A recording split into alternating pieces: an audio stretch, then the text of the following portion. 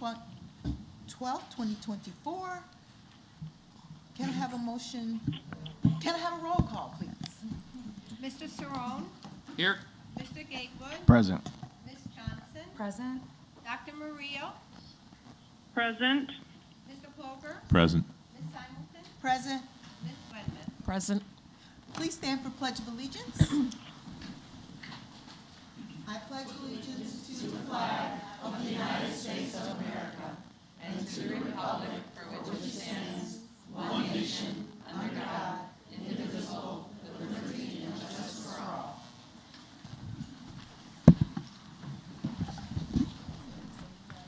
Okay. Good evening. One of the best parts of working in a school district are all the people, the students and the staff members and the parents who make that school district the way it is. And tonight, we are honored to receive and to recognize our Pride awardees. And while our Director of Communications, Teresa Comitas, shares a little bit about this Pride Award, we're going to invite you and the board members to the front to take some pictures and to recognize our Pride awardees. Teresa. Well, good evening, everyone. Tonight we're going to acknowledge our Pride winners, kind of going back a little bit thanks to our winter weather, from December and January. Pride stands for proudly recognizing individuals demonstrating excellence. The Board of Education implemented this program in the fall of 2015 to recognize, promote, and celebrate the many contributions made by teachers and employees across our district. We thank our generous district partners, Allied First Bank, Huntington Learning Center, Chick-fil-A, and Culver's for helping to make this program a success. We would also like to thank all of those who have taken the time to nominate individuals for consideration.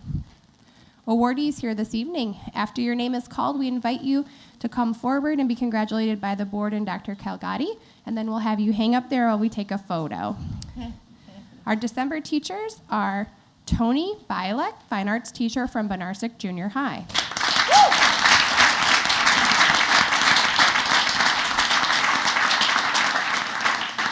Tony has created a classroom where all students feel welcome and safe, no matter their artistic level or ability. He connects with his students and motivates them to do their very best, not only in his room, but throughout their day. He is a supportive colleague and always willing to help. All one has to do is walk into his room and you'll see the impact he is making. Congratulations, Tony.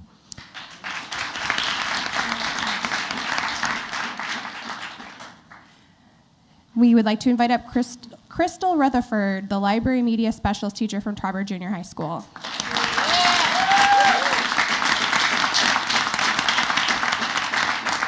Crystal creates creative spaces for students where they are introduced to books of different genres throughout her book talk lessons, speed dating events, and incentives to meet authors, such as being able to read to the ducks and chicks as well as visiting with the therapy dogs.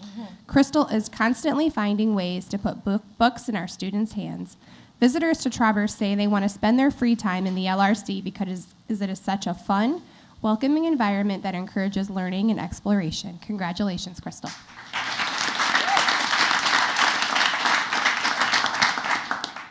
Danielle Zaffel is a speech and language path from Homestead Elementary.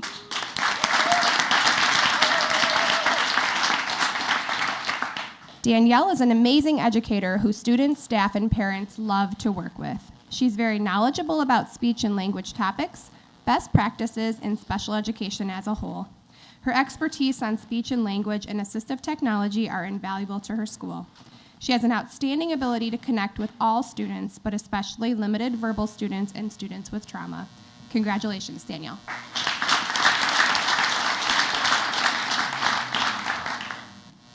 Joining them are our January awardees, Gustavo Chavoya, an English learner, math, and science teacher from Oswego East High School. Gustavo's nomination said he goes above and beyond for all EL students and staff, working with students who speak all different languages and working closely with parents, bridging the gap between school and home.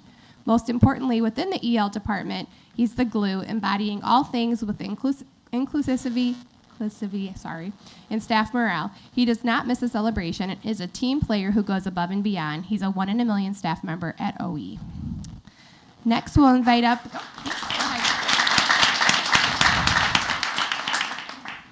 Ms. Beth Jessic, an English teacher from Oswego East High School.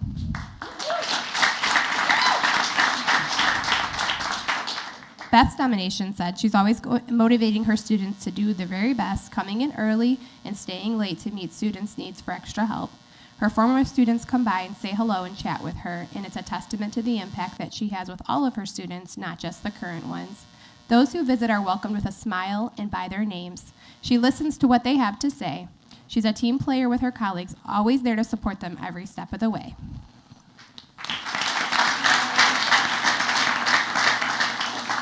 Our final January awardee for teachers is Susan McMahon, a special education teacher from Wolf's Crossing.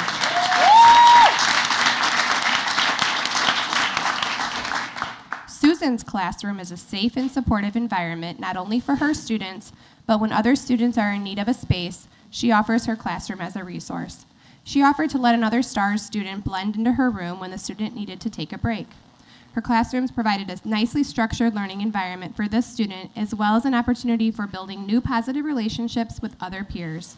Susan has been open to problem-solving situations, not only for her students, but students in other classrooms, which has been a great support. Congratulations, Susan. If we're joined tonight from any building administrators that are here with these winners, if you could come up and join us for a photo.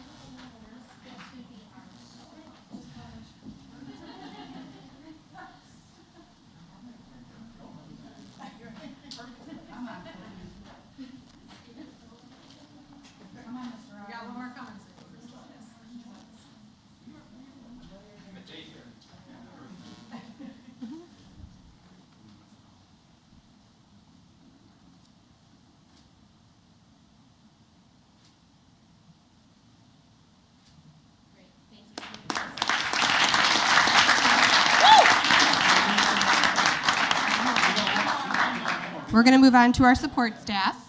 We have an extra big celebration this month. Awardees, again, if you would come forward when your name is called and stay up there so we can celebrate you with a photo. Our first is our December support staff winner, Stephanie Berger, a registered behavior technician from Wolf's Crossing Elementary.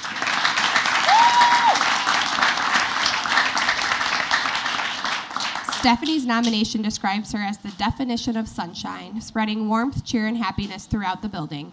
Her position has her interacting daily with the most vulnerable students, often during some sort of crisis. She makes them feel safe and can reach them using effective strategies to help calm them down and help them get back on task. Stephanie is a calming presence in every situation, never flustered or rattled by anything going on around her. She works to make connections with all students and offers to help staff with things in their classrooms. It is easy to see that Stephanie loves what she does and cares about everyone at Wolf's Crossing. Congratulations, Stephanie. Next up is Mr. Larry Burns. He's a building engineer from the Wheatlands. Mr. Larry's nomination said he's an amazing building engineer and exceptional human being. Whenever he is needed, he is there promptly and prepared to do all things necessary to ensure the building functions at an optimal level. More than that, his door is open to all staff members who come in to him as a trusted confidant and conveyor of wisdom. In all, he's as genuine and kind as one could ever hope to be. Congratulations. Next up is Alex Hales, a special education teaching assistant from Hunt Club Elementary.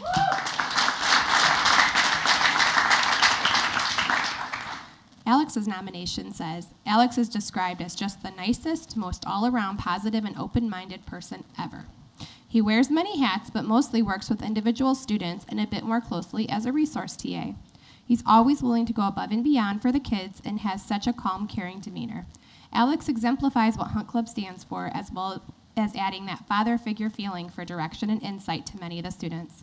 Alex is humorous, insightful, intelligent, hardworking, calming, eager to learn, caring, and valued in our district. Hunt Club is beyond lucky to have him. Congratulations.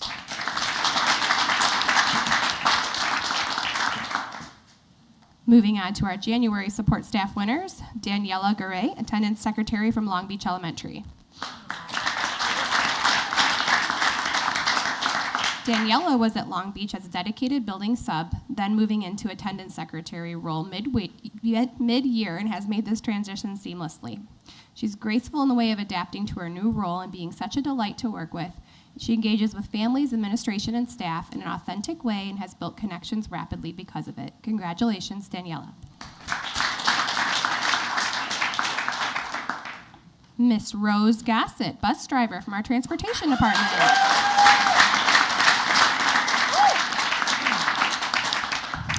Rose is one of the most student-oriented people. She is a staple in the school district and in our community. Rose will support, encourage, and keep an eye on any and all children. She'll be the first one to lend a helping hand, a kind word, or just how you doing to her coworkers. Congratulations, Rose.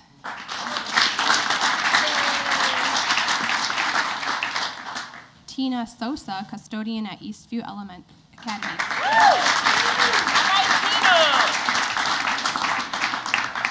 Tina comes in early to help keep EVA clean due to some staffing shortages. She goes out of her way to say hi to all of the students as well as the staff. She always has a big smile on her face and is willing to help whenever needed, even if it's at the last minute. EVA is sure lucky to have her. Congratulations to you, Tina.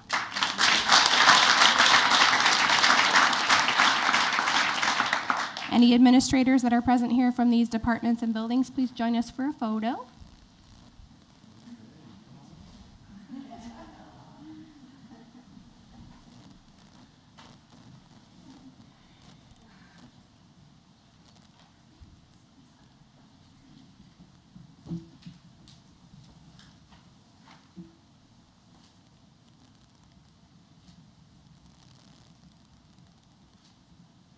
Congratulations, everyone.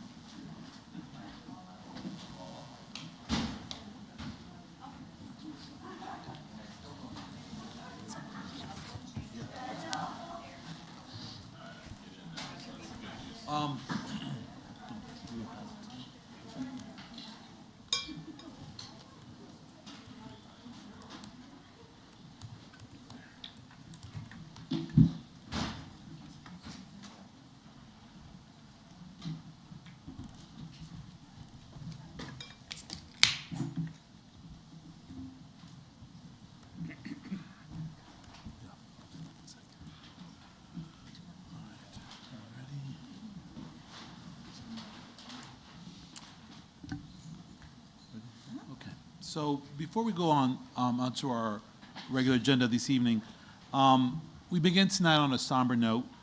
We'd like to offer a moment of silence for to honor the life of a young man who is both an alumni of our district and also the son of a very special individual woman, Mrs. Robin Vickers. She's a founder of Community Cares, has dedicated herself to serving our students, staff, families, and the community in so many ways. I know many friends and families and colleagues went this past weekend to honor the life of Andy Vickers, who was just 21 years of age when he passed away after a hard-fought battle with leukemia. His passion and caring demeanor, his empathy and loyalty, and his bold advocacy for social justice built a legacy that will be remembered forever. I'd like to invite us to join in reflecting on the life of this incredible young man and keep his family and friends in our hearts as they move forward with this difficult loss. So if we could take a moment now.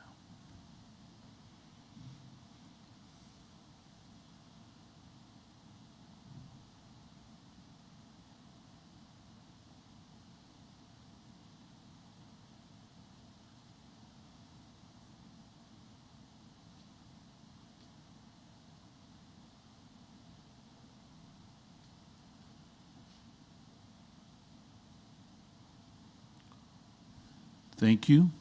And I want to appreciate the staff and the leadership of the Long Beach Home and School Association and the principal and the staff there, a scholarship has been honored in his memory for students who are headed to college. And so all students headed to college have an opportunity to apply for a scholarship to get support. So his legacy will reign forever in this district. So.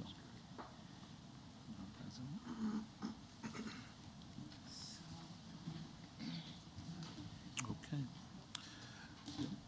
Thank you. So as part of our work to understand and to learn about the good work happening in the district, Dr. Waller has taken leadership in welcoming members of various organizations and associations to present. So Dr. Waller, if you'd like to welcome tonight's guests. Hello, hello. So I'm very excited for these amazing humans to step forward. They have taken a lot of time and pride and intentionality into what they want to share with you this evening.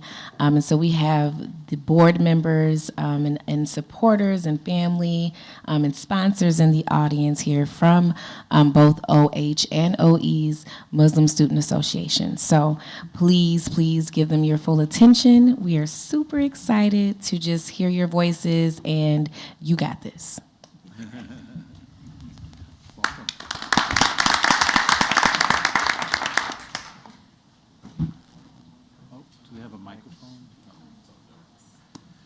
If one of you would grab the mic, just so we can make sure. Thank you, Chair. Thank you.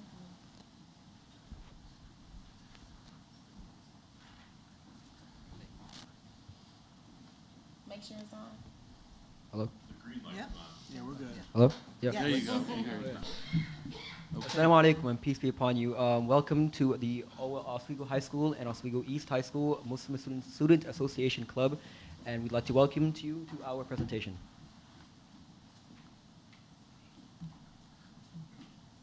The next slide.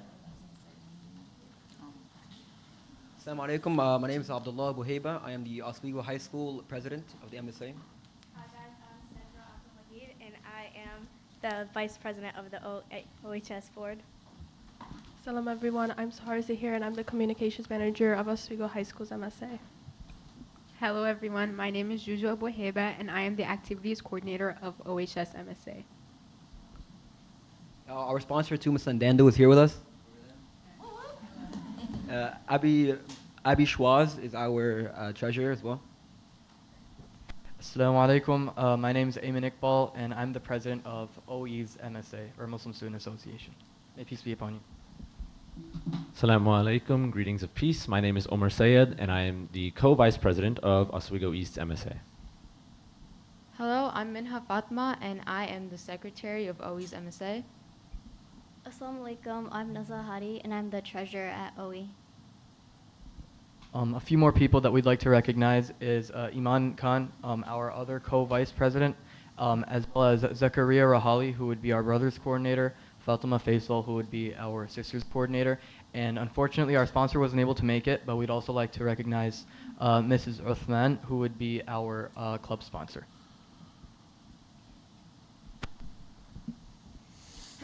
Muslim Student Association Club, also known as MSA, introduces the religion of Islam to people who are curious and eager to learn more.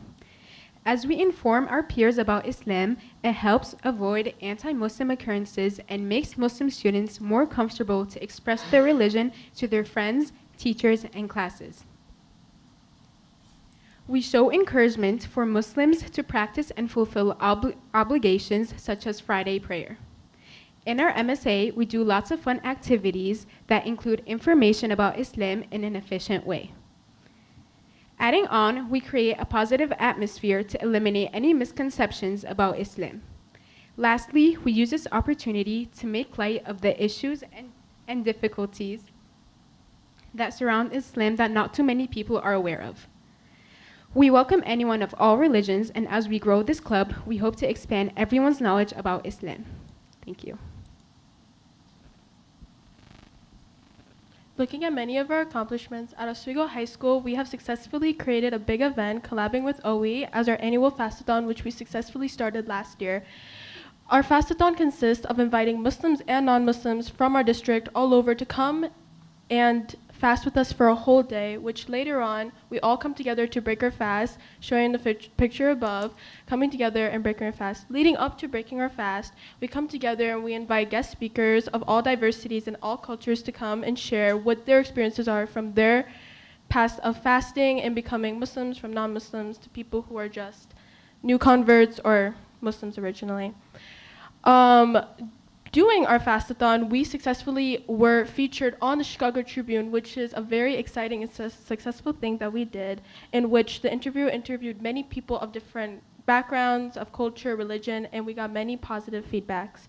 Moving on, we have also collabed with MIST, in which is where all MSAs across all the districts come together and we play games and test our knowledge of Islam.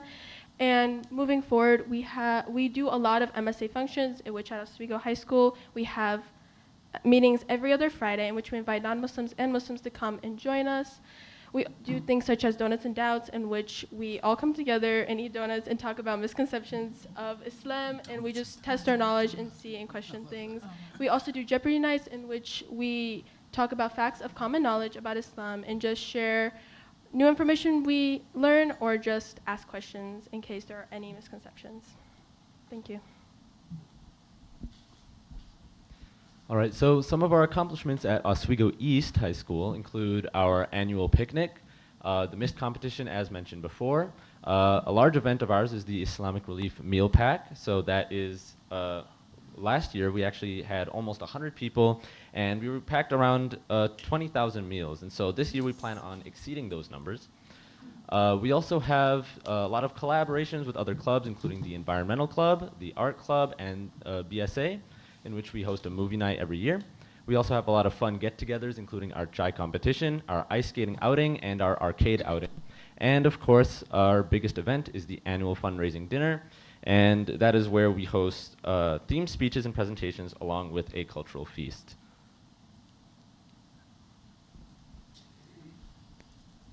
Okay, as we all know, the Israel-Palestine conflict has been very devastating for everybody, and what we need from the school board is additional support, and we want to have the ability to have freedom of speech, expression, and beliefs about things that we are passionate about. For example, we want to have the ability to wear flags or clothes, and we want to have open conversations with our classmates about Palestine, and since it is a topic that is so frowned upon, and we want to have lessons that are similar to what was going on in Ukraine. And we want administration support to prevent Islamophobic hate, bullying, and harassment.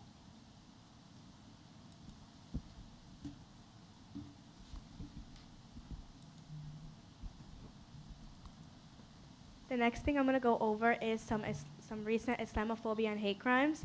The first hate crime was a murder of a 6-year-old Palestinian-American boy. His name was Wazia Al-Fayoum. He was stabbed 26 times for being Muslim in Plainfield, Illinois.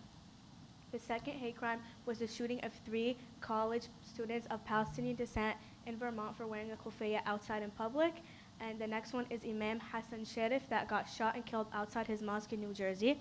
Another one I would like to add that just happened a couple days ago was an attack on a Muslim middle school student wearing the hijab in Glendale Heights, Illinois. It's important to note that these atrocities occurred because of the victims' affiliation with Palestine and Islam, for exercising their First Amendment right to freedom of religion. In Wadia's case, he was betrayed. A man who was considered his grandfather figure was so utterly brainwashed by the lies of social media, by the biased news outlets that plague our country. How this man was able to mercilessly attack this innocent boy based on the lies he was fed. That is why it's important to educate ourselves and those around us, so terrorism like this no longer occurs in our community.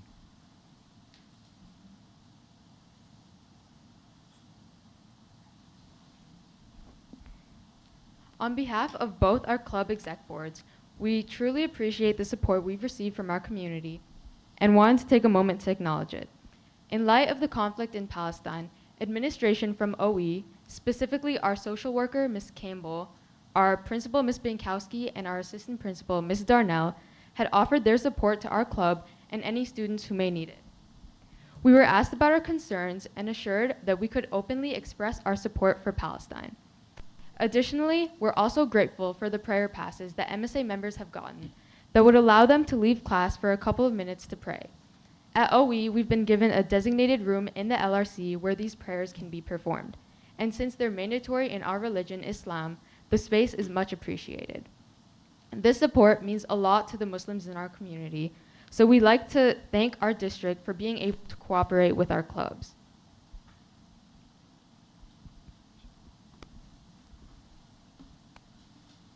We're very grateful. We're very grateful for. Yeah, we're very grateful for our opportunity to pray in school. But as we noted in OE has a private room where they can go pray for privately. OHS does not have that privilege. So our hope is that we could talk to you guys and hopefully we can get a private room where we could pray privately and comfortably. Another thing that we would really like to address is that we would really appreciate helping in reevaluating some of our social studies curriculum to ensure that when studying Islam and Muslims within our world cultures units or within our world religions lessons within middle school and in high school, we want to ensure that our faith is portrayed accurately and genuinely without inaccurate, bigoted, or ignorant material that may have slipped past. And so, although we're very, very proud of our curriculum so far, we would really like and appreciate if we would be able to at least look over and review some of the material to make sure that nothing might have gotten past that could be harmful. We would also like to spread awareness about our faith through different literature, different art, music, theater, anything we could use to spread our faith and spread our religion. Another aspect that we'd really like to help change is to ensure that during the month of Ramadan, fasting students are provided the accommodations necessary for them. For example, in the past, many students have sat in the LRC while they're fasting during their lunch periods so that they don't have to sit down in a place where their peers are eating in front of them, which could be very uncomfortable for some students. Another example of certain accommodations like this would be in the past, individual students have gotten alternative lesson plans for their PE classes during the month of Ramadan so that when they're fasting, they don't exert themselves to a point where it could be unsafe for them. Other possible accommodations that we would really like to discuss would be for fasting athletes who would only be able to break their fast after a specific time after the sun is set. As well as, for example, during swim units when Muslim women and Muslim girls that would feel more comfortable covering specific parts of their body would be able to do that, or would be able to be exempt from certain kinds of things where you would have to expose certain parts of yourself during swimming, for example. Last but not least, we'll also possibly have some guest speakers come in during any world culture units or international nights to bring in and help them talk about, use their knowledge to talk about our faith and our culture. Yeah, another thing about the world culture units that Abdullah just mentioned is that we would be very comfortable walking in ourselves if that would be possible as well, or older students or alumni as well. So. One more thing before we finish off would be that we would really like to mention that the month of Ramadan will start from March 10th to April 9th. More information regarding this month, as well as fasting and many other aspects of Muslim student life during this time period will be provided to teachers, staff, and administrators by Sister Saima Shah over the next few weeks.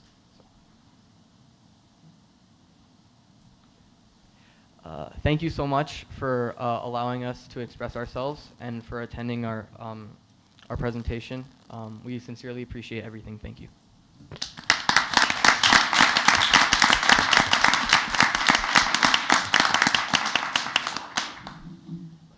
Okay. Questions? Any questions? I have a question. Mm-hmm. Where can we get more information? Do you have, you must have some sort of online presence that gives us dates and information. Where can we find that? So, do you mean like information about Ramadan or like in general, or? The club in general.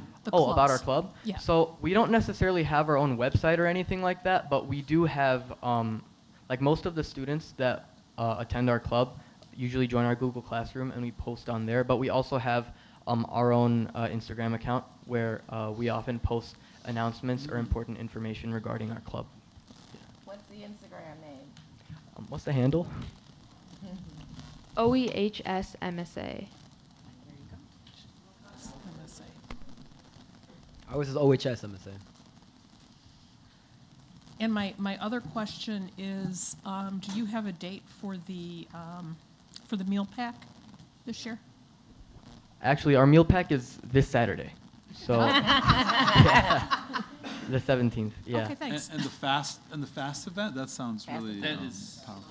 It's great. When is that coming up? Yeah, the Fastathon should be during Ramadan. Okay. The date is still to be determined, but Okay. it's gonna be during Ramadan, so I think around after March or like during March. Yeah, I encourage anybody to go to the Fastathon. There's great speakers. I think last year you had an author and Yeah, we had an author, some other we had people, a and youth. and that's where the Tribune came, right? Yeah. And yeah, and then it was a wonderful meal afterwards. The question I had is, you're looking for to have freedom of speech, expression, and beliefs about something we're passionate about. Example, wear clothing, flags, etc. Can you help me understand, the concern and what's going on?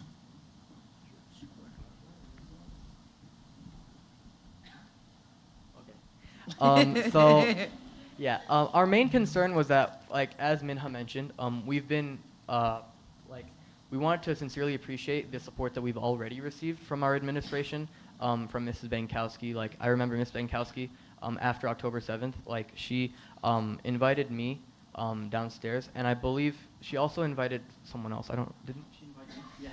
Yeah. Yeah, just to, like, make sure that, like, she had a perspective from the students to make sure that if we ever needed anything from administrators, whether that be from social workers or any other kind of support, that we would have that.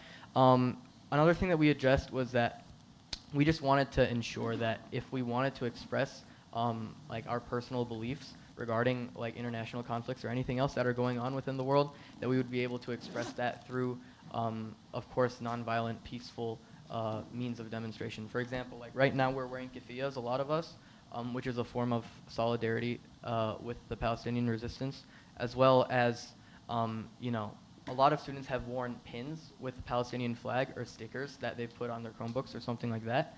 Our main concern was not necessarily not being able to express ourselves, because thankfully we've been given that freedom, but our main concern was more just to ensure that this keeps going consistently like it has been, and that we're very thankful for how it has been going. Thank you. I want to thank you all for being a bridge, for helping people have an opportunity to learn about your experience and your faith. And, it's so important. A lot of what happens is there's a lot of misconceptions about people's experience, and I really appreciate the educational perspective you have taken about sharing. And so really a lot of courage and appreciation for you all. Thank you. I think there was you even had a, what's your answer, right? And then you see who got it right and wrong, and you had a bunch of different questions. Mm-hmm. So they do a great job. So any event. So. I had a couple of things, and I'll admit they're more comments than questions. The first one, definitely aware of some school districts in the area that really go out of their way to accommodate during Ramadan, and some of those schools too, they end up with some really good, the teachers who volunteer, they end up with some really good food at the end too, let me tell you. But the other piece too, listen, I'm always guilty of thinking, I admit readily, I am always guilty of thinking long-term, big picture, guilty as charged, right? And one thing that I hope that we will contemplate or or think about, if you will, is how our calendar is built, right? Like the structure of our calendar, sometimes you don't think about unless you come into conflict with it, right? And so I always tell people, well, I want you to imagine, if you will, that school happens on a Sunday, right? Tell me how that would go if you had to go to your public school on a Sunday. And of course, then, you know, people maybe hopefully think about that and ponder that. And as conversations continue to grow, if you will, about the concept of 4-day work weeks and 4-day school or 4-day school weeks around and so forth, right? Yeah, see, I'm telling you, I'm always thinking long-term, big picture. I got it, right? And you think about the three religions of Abraham, if you will. There's a quick solution to that, which would be if you had Friday, Saturday, and Sunday off, right? And the amount of students that you know, my heart goes out to them that I have, right? Where Fridays are, especially we're talking about around Ramadan, right? So just something to think about as momentum continues to grow, right? Think about others. So got to throw that in there because guilty as charged when I think about long-term, big picture. Sorry, but. I just have a question. How do you feel our school dress code has supported you or not supported you? Great question.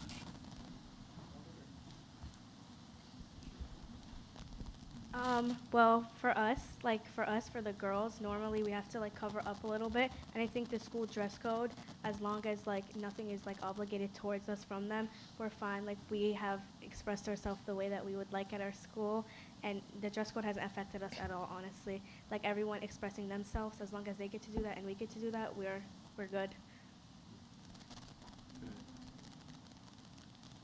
It's great to hear. I have a couple of comments and then a question. My question is actually more to administration.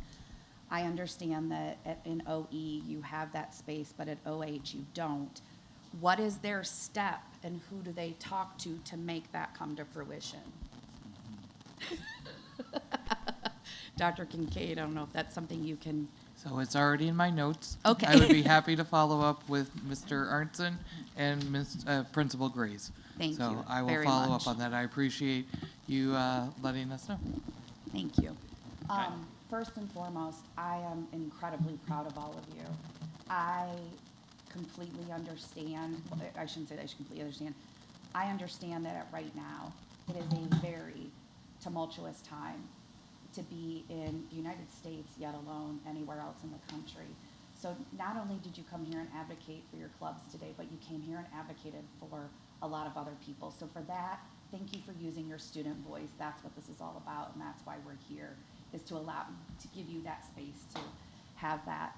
Have any of you experienced with the escalation of what is happening in Gaza, have you experienced more in the community or in the schools than you had before?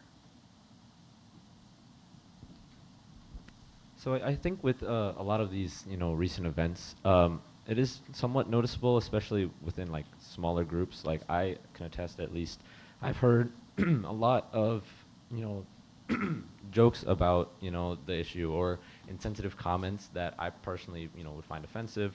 And so I find that even though it might not, be available to the public, sometimes within a smaller student community or friend group, you often see a lot of insensitive remarks or, they just don't assess the situation correctly or as serious as it should be.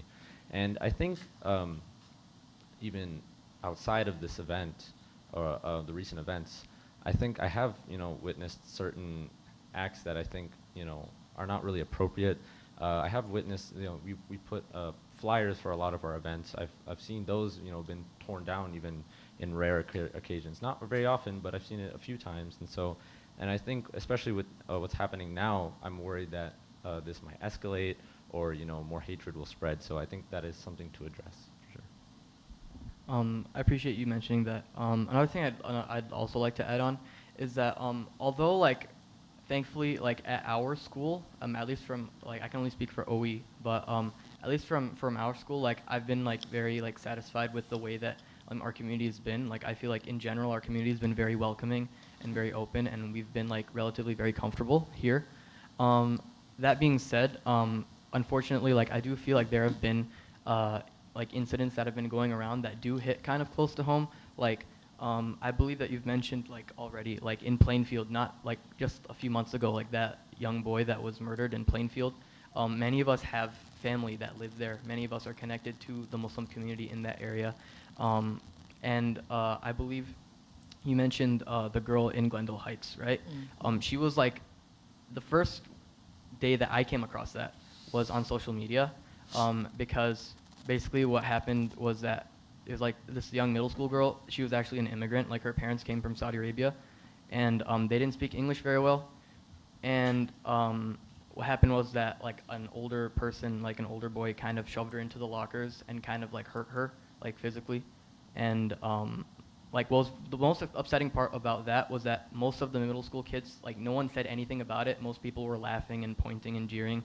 And what was really unfortunate was that even like on social media, when it was going around, it was combined with like 5 or 6 different angles of the same thing, meaning that there were 5 or 6 different students in the same hallway recording the incident instead of saying anything about it, instead of standing up for her. No one did anything about it. And the thing is that she, in the video, it was very obvious that she wasn't resisting or anything. She was just minding her own business, right? And I have like family friends, like whose little brother goes to that school specifically. So yeah, I'm very thankful that our school, like we've never had anything extreme of that caliber like happen at our school, and I'm very thankful for the way that we've been welcomed. But like just because incidents like this have been going around, especially like close to us, I guess we're here to ensure that the comfort that we have and the safety that we have here is maintained in the long run. So. Yeah, and I just wanted to mention, I also am very grateful for our community and all the things you guys have done for us, just because I didn't mention that before. These are just some things that we want to bring to light, but absolutely, I appreciate everything that everyone has done for us. Well, thank you for educating us. I will be honest, I'm very ignorant and was very ignorant to the conflict, because as I was sharing with Mrs. Shaw, it has been around my whole life.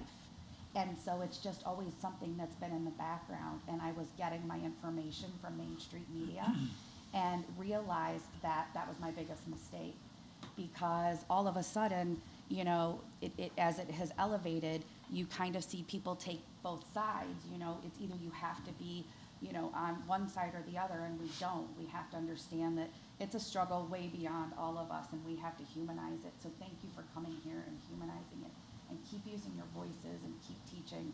And I also want to thank Mrs. Shaw for inviting me into her home and helping bring awareness to this, and also answering my fairly ignorant questions, and so that I can learn and so that I can better advocate for our students. So thank you very much. Thank you. All right. Thank you again. One last question. So it says that more information will be shared with the staff regarding Ramadan by Simon Shah. So Ms. Shah, can you just share what is it that, what are you interested in sharing, and how will you be sharing it? Thank you. So I'm part of School District Engagement Committee at our mosque. I'm the co-chair of that. And so every year what we do is District 203, 204, and 308 are our school districts that we send out some Ramadan information. So a couple of years we sent cake pops to about 4,000 staff members. Delicious. And then last year, unfortunately, we sent chips, and our parents were very disappointed. And we were like, lack of funds. But this year again, we're meeting, I think, the end of this week to decide how we're going to share more information about Ramadan to the 308 staff. All right. Thank you. Thank you. Can I just You say, know, in our you board. can I just say one last thing? Yes, of course. I feel like, to some of the things that you've said, I think it's always imperative that those who hold positions of power make it clear to model and to set the tone and the example, because I think that's always imperative. And so one of the things that I want to point out, and I just want to reiterate and say, you are our and I think the pronouns matter. You are our community's young adults, children. I hate saying children because but our students. You are our future. You are going to do great things. There is no way that a society should ever tolerate the mistreatment of our youth. That even includes the mistreatment of ourselves when we mistreat ourselves, right? You are going to do great things. It is not acceptable on any level for anyone to mistreat our youth. And I want to make sure that that is made abundantly clear. I'm happy to hear some of the things that you say, but to your point, like I was so overcome with emotion. A 6-year-old boy, I'm trying to fight back now. That is the future of our society, and this shouldn't be tolerated in any way, shape, or form. And so I think I want to make that abundantly clear, because when you hold positions of power, it's important that those positions of power voice and have a voice, and a strong voice. Thank you. You did great. Excellent job. I just Excellent. want to, if it's okay, I just want to, just a last bit. I'm so grateful for each of you, and thank you for all of the questions and the comments, et cetera. And I just wanted to, just as someone who has been blessed to be in the space with these brilliant minds and so many other students, my experience with actually participating in Ramadan last year changed my world. And so I really do encourage you that even if you can't do full Ramadan, that you definitely participate in the Fast-a-thon. I grew to have so much respect and understanding for the commitment and the discipline, the acceptance and the joy that comes from what all of you do. And again, same with Salma Shan inviting us into her home as well to celebrate. And I just want to make sure that it's clear, because they said this a few times in the presentation, that they want to spread awareness. They want to teach about their faith. And I wanted to be clear, because sometimes people feel like, well, they're trying to just put this on us, and that's not what they're saying. There's so much beauty and joy and brilliance in their faith that it's admirable. And they are young adults, and they have more discipline than some of us. I'm just going to be honest. So I just wanted to make sure that that part was clear, that in spreading that awareness, it is to spread love, joy, and humanity. I also want to thank Isabel, who's in this space. I know I'm putting you out there, but last year Isabel was pivotal in supporting our lunch and learn that we did at OE about Ramadan as a Jewish student. So a Jewish student, Muslim student, and then they let me hang out for fun and teach. And so again, that's just a testament to the respect and the understanding that these young adults have for each other. So I just wanted to make sure that we acknowledge that piece in the end. And thank you all so much for being here tonight. Excellent. Thank you. Dr. Waller just sparked something for me, and Mrs. Shaw did as well, which is I am not a practicing of any religion anymore, but I was born and raised Catholic, and it's just so interesting that all religions have a lot of threads that go through them that are very similar. We do it in the Catholic, we fast in Catholicism as well, and I think so oftentimes we're looking at other people as being different instead of focusing on a lot of the things that bring us together and that we share in similarity. And so it's been just as nervous as I was to go over to Mrs. Shaw's house and to open up, discussions that are hard to discuss, not because of her, but because of my own ignorance. I walked away with such a sense of peace and realizing that we are not different. As much as, we want to celebrate the things that make you unique, but we are also very similar too, and that we're just human beings, and we just want to show love, and we just want each other to be respected. And that's really so much of what it comes down to, is you all deserve a space to learn, and to what Mr. Ploger said, to learn in peace. You come in peace, and you should be able to learn in peace. So thank you. All right, thank you, board, and just want to frame our board policy 710 regarding the school district welcomes diversity in its schools. And so part of this work is to really emanate that. So thank you. Next on our agenda, we want to welcome our special education district level administrators to help support us in a discussion. We've got tonight Brad Vertine, Tony Galan, Dr. Hanlon, and Dan Stockhausen. I also want to appreciate Kara Chase for her support in preparing for this evening's presentation. Oh, no, it's coming after. Public comment coming after. Mm-hmm. Yep. Do we need one more chair? Can we grab that for Dan? Oh, you're good? Okay, all right. We want to thank Yep. we want to thank the board for allowing us to talk with you this evening. And yes, I'm Brad Vertine, Executive Director of Special Education. Green.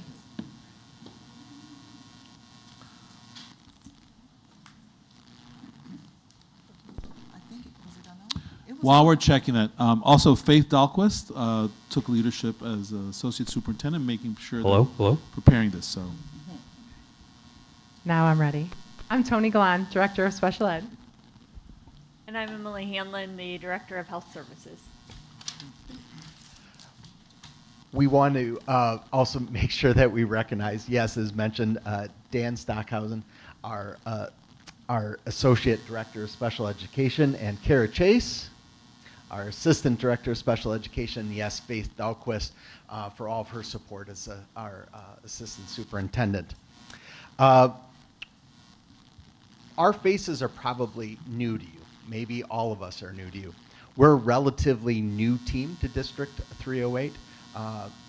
Tony and Emily have been here a year and a half, and I started on July 1st. So with that, it kind of brings a kind of a new perspective and seeing where we're going and with kind of hope and expectation around that. This slide is not to say that special education is the center of the educational world. It is actually to represent that we have to collaborate, work with so many others, and in fact, every aspect of our schools, that we need to collaborate with them. One of our major values, and you'll see this on our website, is that all students are general education students. Sometimes we slip into that, well, they're students in special education. And you'll see during our presentation that even our students in special education have large amounts of exposure to in our general education setting. So we need to be able to work with not just our buildings, but human resources. We need to work with student services. We need to work with our data systems. All of those are relevant to being able to deliver high quality instruction to our students.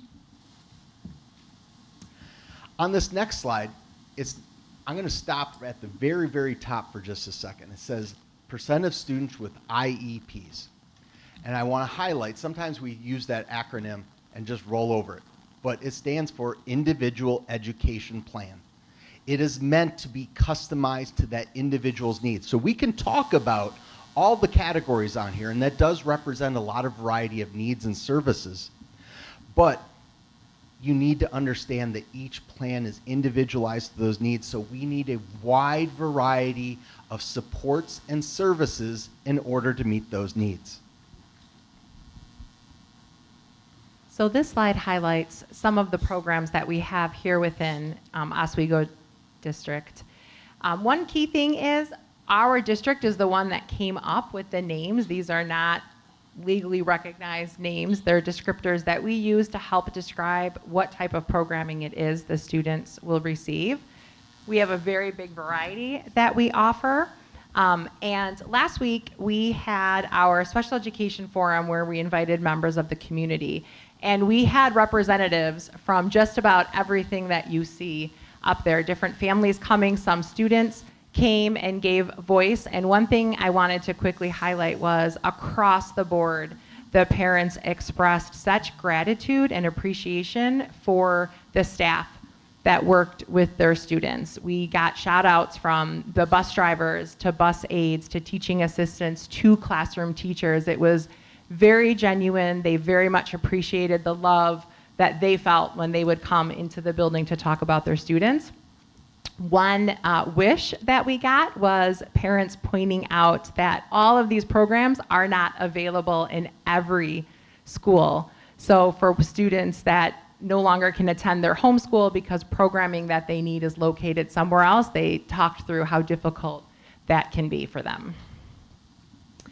This slide, we wanted to talk about an indicator that the Illinois State Board of Education uses to monitor special education. They want students receiving special education to remain connected to and inside of the general education classroom. So what you are looking at is 2 years worth of data. That 80% or more means that for 80% of the school day or more, those students are with general education teachers in the general education classroom. And the state wants to see the bulk of our students in that category. And as you go down, it gets towards more what we call restrictive, more time away from general education.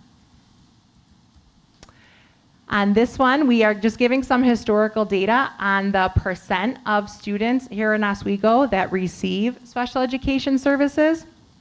And under that, we have broken out our district enrollment overall, just 4 of the race categories, and then how many of those students also receive special education. And we want to make sure that the number with IEPs does not exceed the percent of their enrollment. That would be an indication that we are over-identifying students in that category for services.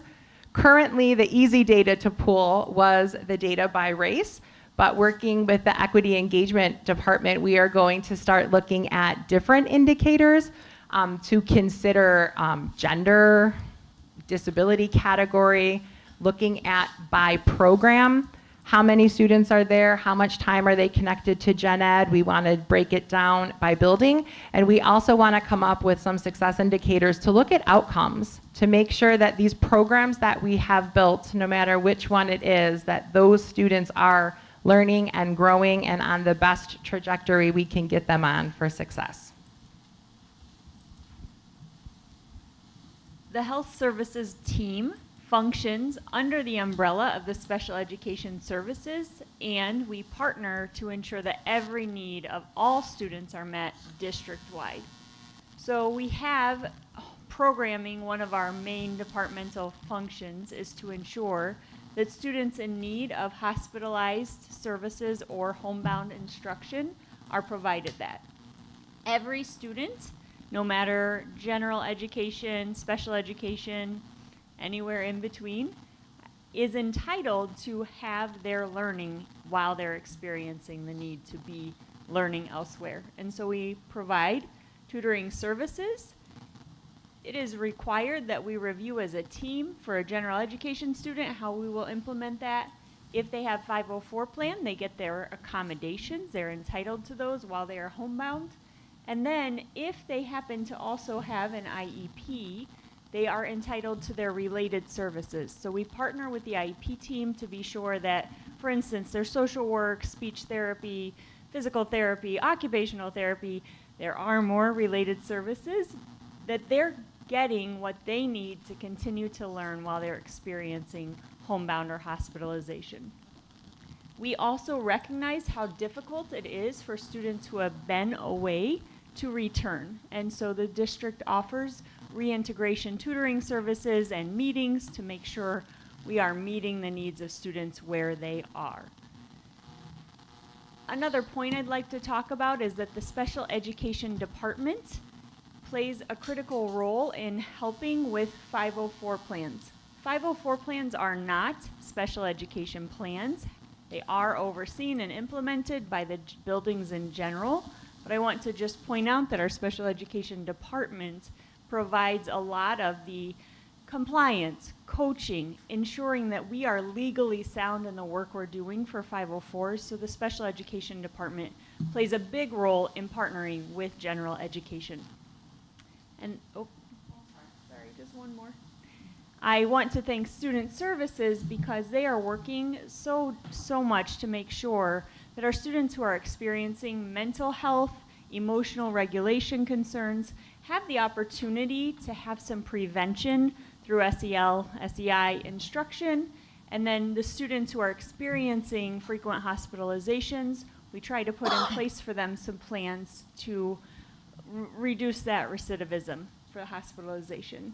We are on track at this time regarding numbers. We may have a few less than we experienced last year, but we also experienced some more of those hospitalizations kind of in that January, February, winter time. So our numbers, we just can't know. It depends on students and their health. Thank you. In particular, in this moment, I would like to thank the board for your proactive work, especially the policy committee, who have worked so hard to make sure that the department is prepared to serve students the way we should. An example of this is the Narcan policy. We had to consider allowing schools to have Narcan.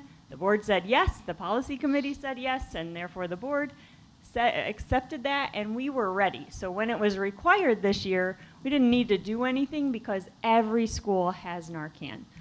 All of the staff have had exposure to training. The nurses know how to do that. They teach the teachers how to utilize Narcan. It is stored in the AEDs in every school. So we were ready because of your good work, and I want to thank you for that support. The next new big thing coming up, I use the word stop the bleed here because it's familiar to have a kit in the case that anybody is in need of a response to a trauma that could occur. Right? So Stop the Bleed is a big expensive program. We are required to have a way to address a trauma injury on site should it occur starting next year. And so I will partner with other departments to make sure that we do that in a fiscally responsible way. Just includes bandages, scissors to cut the bandages, that kind of thing. I want to introduce you to the staffing of our department. We're pretty big, but we do great things in schools. I thank the board for having a building nurse in every single school, as well as the health office secretaries. Our nurses' offices are very busy. And so without that help, I think our schools would just not be as great a place. So thank you for that opportunity. We also have program nurses. Those are required for our students' IEPs. What they do is when a student doesn't need full-time care, they are able to still have access. For instance, a student who maybe has a tube feeding, the nurse doesn't have to be there all the time, but it's more than the building nurse can handle. And so within 4 of our programs, we have nurses who do that kind of work throughout classrooms. We also have one-to-one nurses in 6 schools so that the students have access. They would not otherwise be able to come to school if they did not have a nurse with them to provide, for instance, their oxygen, etc. That is our partnership with the OESPA union. We're delighted to work with them. And then we also work with the OEA union. We have a team of certified school nurses who are endorsed to write IEPs. They support our building nurses in the implementation of those 504 plans, and they support the nurses because I am not a nurse. I was an administrator for school districts, and our team works together really, really well.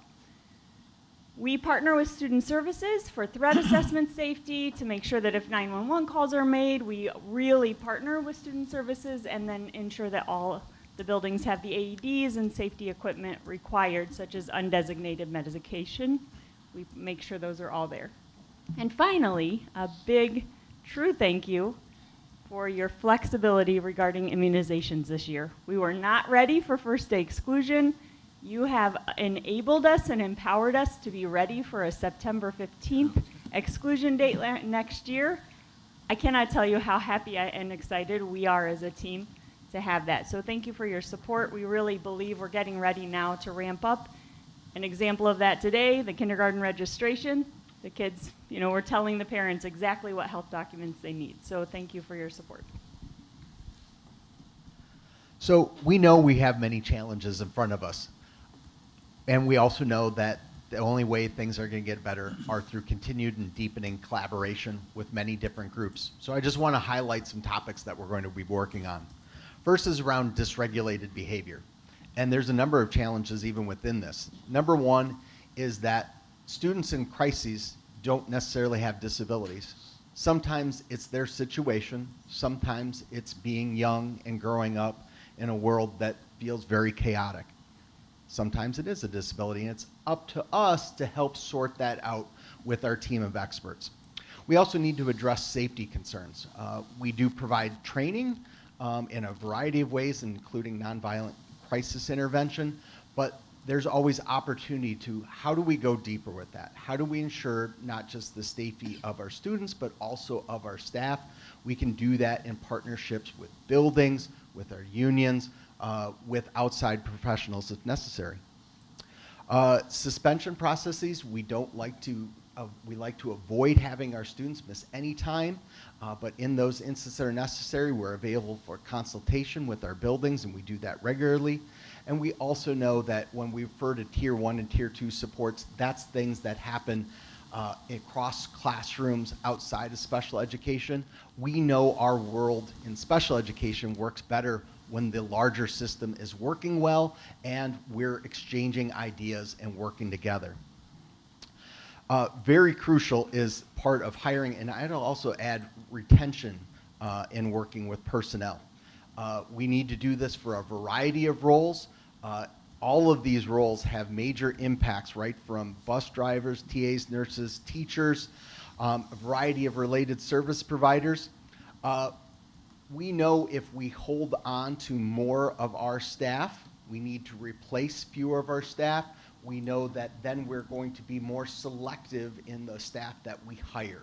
All positive outcomes for our community and for our district. We're also going to look at evaluation our programs, looking at the outcomes. I know Tony covered a lot of that, so I'm not going to go as in deep, but just to say we are going to have that focus too of part of an IEP is to have transition goals. And that's if you ever read those, have the pleasure, the focus is on what is life going to be like after leaving public education. We certainly consult on a regular basis on MTSS supports. These are supports that all students might experience along the way, including and before special education. Services are provided. We consult on a variety of things, and we have certain knowledge that we can provide to everyone. Why wait until the student is in special education before providing those services and supports? We're talking about curriculum implementation. We need to be concerned that we are delivering the curriculum that we promised to deliver, always striving for those grade level standards for all of our students. We want to work on, we have a lot of, we do get some funding.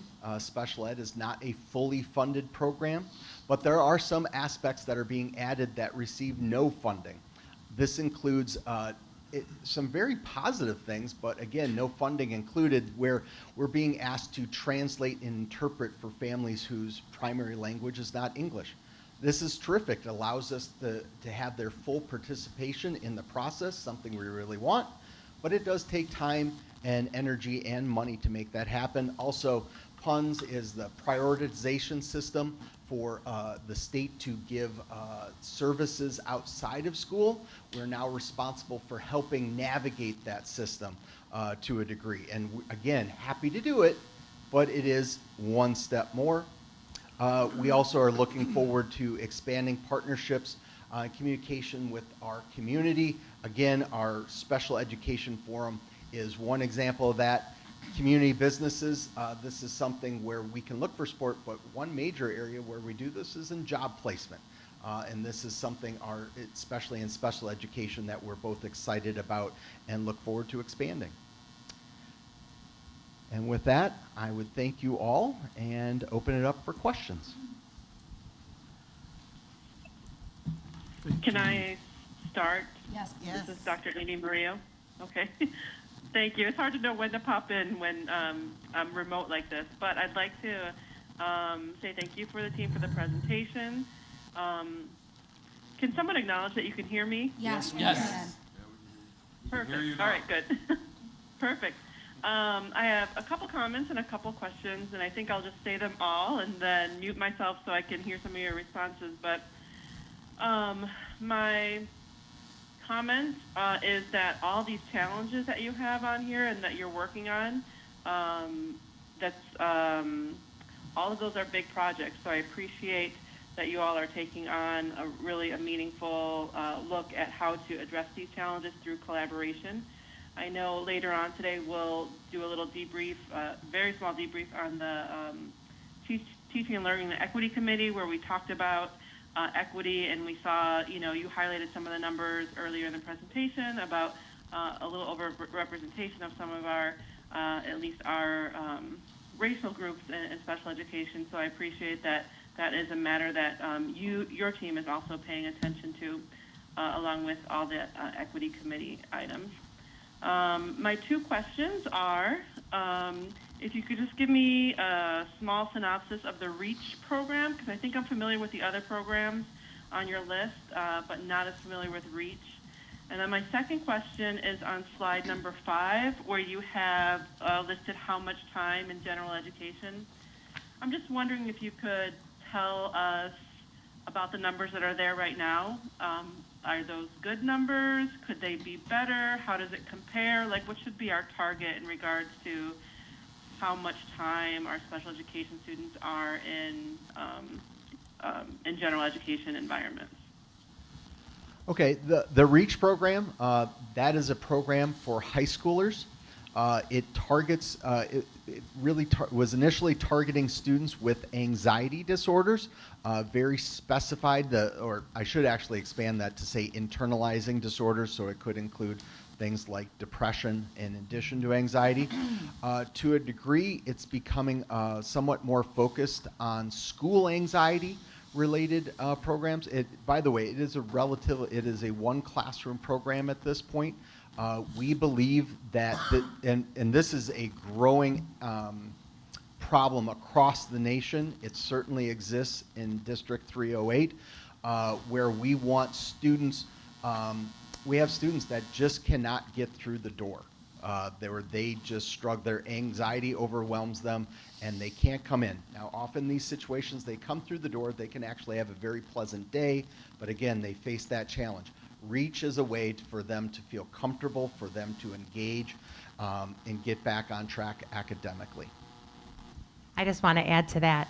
It's a blend of taking some classes online, as well as having a teacher lead through a few subjects. So it really allows that flexibility of when they are regulated and ready, whether it's at 2 a.m., early in the morning, after school, they can access those online modules. And then when they are with us, the classroom is located within Eastview Academy. They have access to social work support, and that classroom teacher who, again, she does teach traditionally, as you might think in other classes, but also is there to just help the children set goals. What do you want to get done? Let's keep track of those credits. Where are we with getting on with graduation, and being able to immediately process when she senses a child comes in and just doesn't seem quite right and something is going on. They take the time to process through that to keep them moving forward. And the classroom also uses a lot of flexible seating. So it has some tables and chairs, it has bean bags, big pillows. So if they want to curl up in the corner with their laptop and go through some of the online modules, they are welcome to do that. And then the other question. Sure. So when we look at the numbers, you were asking about the numbers for how much time in general education. Yeah, what's a good target? Yeah. Yes. Would you mind clicking back to the slide just so that everybody can? Oh, yeah. Thanks. Okay, thank you. I mean, you could, there are times when we, in special education, where we just said, well, the target is always to be a return to general education. That's ultimately the goal. But to say how we compare across the board is that we are very comparable to most districts in our, it's actually an EE code representation. I've been in several other districts. This would be very comparable to where that. One thing to pay attention to, though, is there's been some ebb and flow across the state. Some of this has to do with coming in and out of COVID. whereby when kids were remote, everybody was in the same status, and now we're kind of reshuffling and finding our feet. So there's been a lot of movement lately, honestly, towards becoming a little bit more restrictive. We are trying to do our best. We know a student's best chance is with the classroom teacher. It can't always happen, so we just look to do as much support and keep that collaboration up. Can I do a... And if I could add to that too, I would love to revisit that question, Dr. Murillo, in a couple months when we can really break down who are these students that are represented in these numbers. I would like to go through and analyze them by race, by gender, by which school they attend, by which program they're in, and see if we have any trends that we can celebrate that this is great, or do we have some opportunity gaps in some certain buildings or certain programs where we really need to take a closer look at why aren't those kids at the same percentages as others with access to those gen ed peers? And that was a follow-up question for me, the trend data. If you go to the next slide, students receiving special education instruction in SD308, is that specific to our district that the trend line is going up? Or if you know, or is this consistent post-COVID for school districts across the state, country, et cetera? Can't speak to the country, but I know I can speak to the state and say, if anything, our trend line is slightly lower than the state. Overall, I think they were at like something 14 back in 2022, and now the state is climbing up to 17. Yeah, so not only our trend is the same, but overall they're going up, but overall the state is going up at a higher rate than SD308. And do we have any causation data for the state and then us to compare that to? Yeah, we could, and that's something maybe we could talk about bringing back. Yeah, bring back is fine, yeah. But and two, we've even had conversations with Dr. Kogati and talking with the other large districts in our state. What they will talk about is very specifically are the very young students. Yes, COVID certainly had an impact on all students, but when you stop to think about how old were you when COVID hit, and just stop to think about if your socialization really gets cooking at around a year to 2 years old, okay? The talking's starting, the parallel play is starting, and if you were experiencing that during isolation, what happened? How delayed was that? What can you even, how do you find your way back after coming through that experiences? We know there are developmental windows from a psychological perspective, so it's going to take a lot of work. No doubt, though, there is some lasting impact on the older. I don't think it's significant. I think it bears out in the data, but it's certainly, if you were, say, learning your phonics and you were trying to learn phonics remotely, that's just a very different experience. What you're hearing, what you're seeing is very different. So even that ability to decode is still showing up in late elementary, and goodness knows we know about the mental health effects across ages and developmental levels. But I would say it's more, we're still seeing it most pronounced at the early elementary level. I appreciate that explanation, and I'm really raising it because I think it's way too early for us to 100% to determine the impact that COVID would have, but I want to make sure that we are paying attention and trying to assess or even see early some patterns, some trend data, so that we can become more proactive and get ahead of it as opposed to chasing it later. Well, and one thing I know that there was a board presentation on reading programs and curriculums, right, just a few weeks ago. And we can certainly do our best and to respond to that, but push come to shove, that is really powerful and important. We were so glad to hear that, all the work that went in, because that is, where I was talking about, what have we done in terms of phonics development for those. That is a great, it's a great thing to hear, and that's going to be a great way to deal with things. A few things. I got three. I'm trying to remember the third, but can you talk to us about what effects we are feeling from the teacher shortage, because the teacher shortage, when we talk about that, it's not like, oh, it's just across the board, you know, it looks different depending on your area, and this is an area I have a lot of concern when it comes to that. Can you speak, and if not, it's no big deal, if you need more time, you can come back to me, but on that one, but can you speak to that? I can speak to that. We want not only people that just have the appropriate certification. We want people that truly believe in kids. We want people that believe in the mission of this district. We want people that can approach their teaching with that lens of equity. And when you only have one choice sometimes, when someone applies, you don't always get the best fit. So we have had people leave us in the middle of the year. We have had to fill some special education teaching positions with people that aren't certified special education teachers. So they could love kids, they could be excited to be there, but they don't have that knowledge of the specialized instruction. They don't have the knowledge of how do I read an IEP, how do I write an IEP, and that causes then stressors for their colleagues who have to step in and help support those gaps. Eastview Academy cannot keep a dedicated building sub. It's a very specialized population, and some people can't handle working there. So they very much feel the effects that when they have a staff member who legitimately needs to take a sick day, take a personal day, there is no one there to stand in that teacher's place. And it causes exhaustion, it causes guilt when someone needs to take a day off and knows there's no one gonna be here to take my class to help me out. I'm gonna stress out my teammates. It causes some of our learners who need consistency and predictability and structure when some of our teaching assistant positions are just a different face every day or every week. It is very difficult, and there's days where we feel like we didn't get a lot of learning done because I had to console and explain and try to calm and regulate before we could even get there because there was such a big change.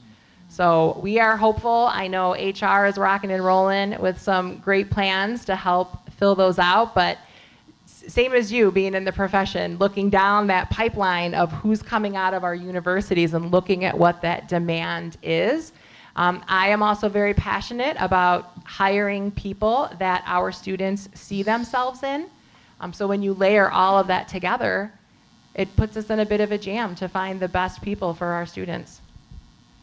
I'm going to pile on since you asked. So please. One of the things that bothers me the most is we know most of the turnover of staff happens very early in careers, right?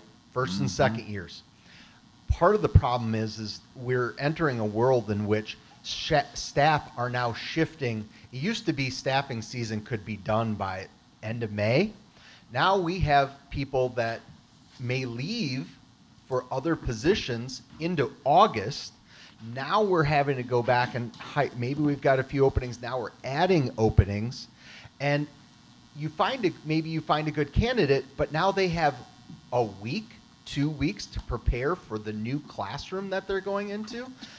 It's not a great way to get off to your year off to a start. So we're very excited, and I know Dr. Zwemke has a lot of great ideas, but one of them is simply getting out in front, getting our openings out, starting the hiring process. That's going to be really crucial because I know you said teachers, but I'm going to say related service providers, psychologists, social workers, speech paths, nurses. Those are bus drivers. Those are some of the toughest positions to fill, and you know, I can go on and on about all the ripple effects that has on the classrooms.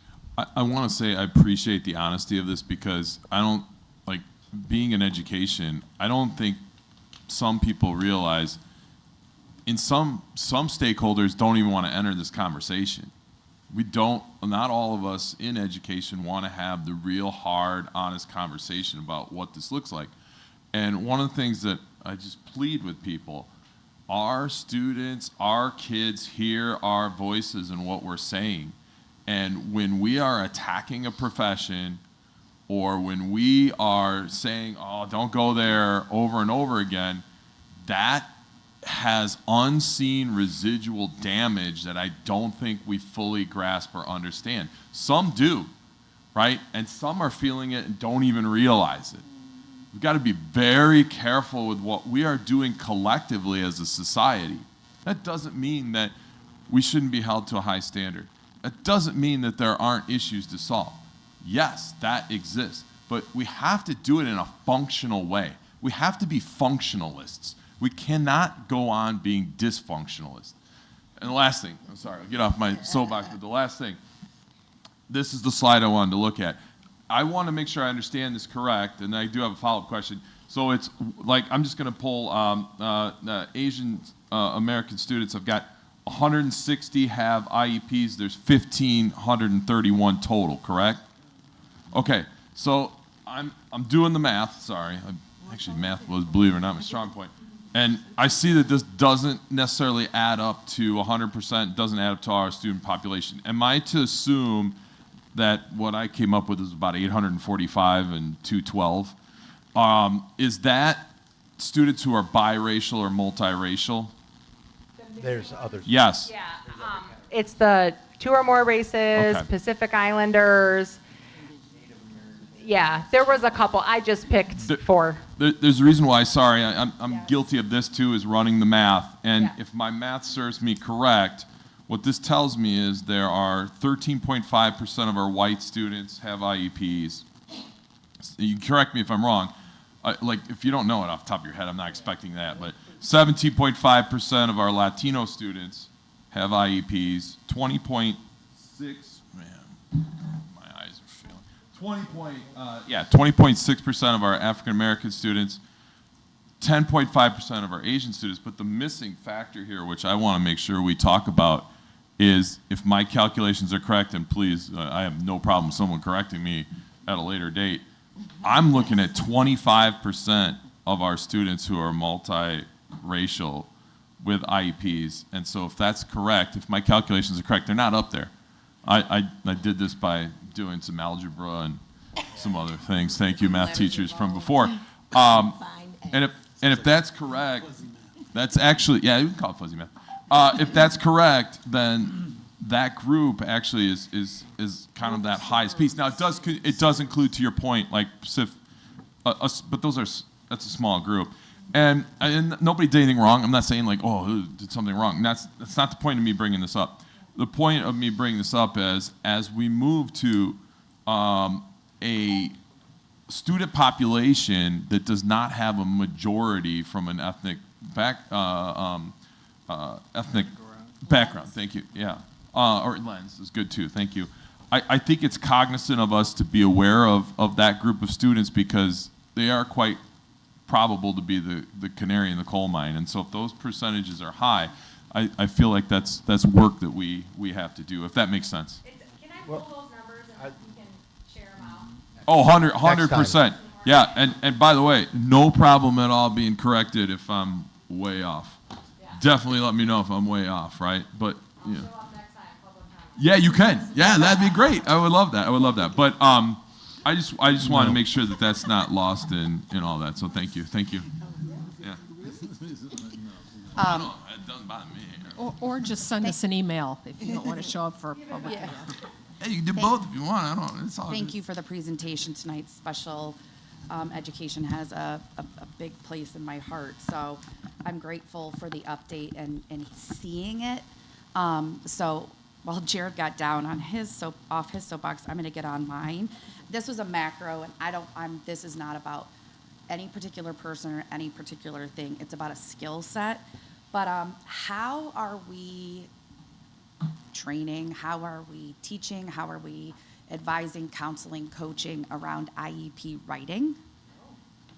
It happens to be just a little bit of a kind of a sore spot because it is a skill and it is something that it really affects the student outcomes. And I just wondered if there's anything specifically that we're doing to better train, better coach, and is it ongoing? That is an excellent question. So You are correct. So to just make sure we're all on the same operation, that individual educational plan is that child's blueprint of how we are going to target their specific deficits connected to their disability to make sure that we have got them on an appropriate trajectory to get the best life outcomes here in the Oswego community. We have our teachers on special assignment and our district support team that created 4 different modules on IEP writing. So there is this module specific to writing those goals, specific skills that we are going to regularly progress monitor and collect data on, make sure they're growing. There's one on the present levels, accurate, data-driven, this is where the child's performing and that's why this is what we're going to target next. We have realized that some of our turnover, some of the vacancies has resulted in someone who doesn't necessarily work with the child being tasked to write that IEP. So we just started meeting with our TOSAs to plan moving forward how we are going to revisit those modules, start targeting things. I know we are working on a teacher mentoring program so that that would be a specific oversight with more touch points globally with larger groups, but then also individually, because sometimes that feedback, you don't want that in a larger group. You want to be able to have a critical conversation with someone who is not your evaluator to point out any shortcomings or differences or how to view something through a different lens. We would also like to address the format of our IEP meetings and make sure that parents truly understand this is the tool that we are going to use to collect this data. This is when you can expect to receive this from us. This is the skill that we are working on. I am in the business and I have a child who receives services, and I sometimes walk out of my own IEP meetings glazed over and think, oh my gosh, that was just a lot of numbers and talking. So we are in the process because we realize we want those to be clear and tight because that impacts that child on a day-to-day basis. And I've been able to see IEPs in the district, and I've seen one that really follows and makes sense and some that don't. And even within your own department, there are some people that are just really good at it and can mentor other people. But again, the reason it's such a sore spot is because it literally is the student's outcome. It is how are we going to transition them and get them to the next place, and it's just such a vital skill. So, working with HR and that continuous improvement is so important. And and everything that Tony says is true, and sometimes it's being the new guy is really great. Yeah. Because one of the things that I recognized that I walked into is that there are actually great training materials, great guides, great documentation, everything that Tony just talked about. I think my impression of the biggest barriers to having things function to the way we want them to at all times is probably getting back to some of the turnover issues of the administration. It makes a difference whether you've been doing it 1, 2, 7, 10, 15 years. And that's something that we certainly want to work on.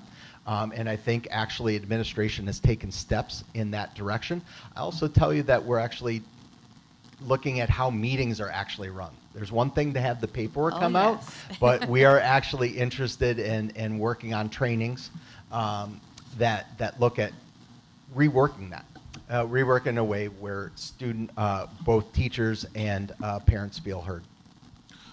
I appreciate hearing that and understanding that, and I think once you write a great IEP and you work with your families and you work with the student supports, again, the meetings become the second most important thing. But also, I know because of the turnover and because of just in general SPED being tough to staff, sometimes we are throwing brand new people to our district. They could have been SPED educators elsewhere.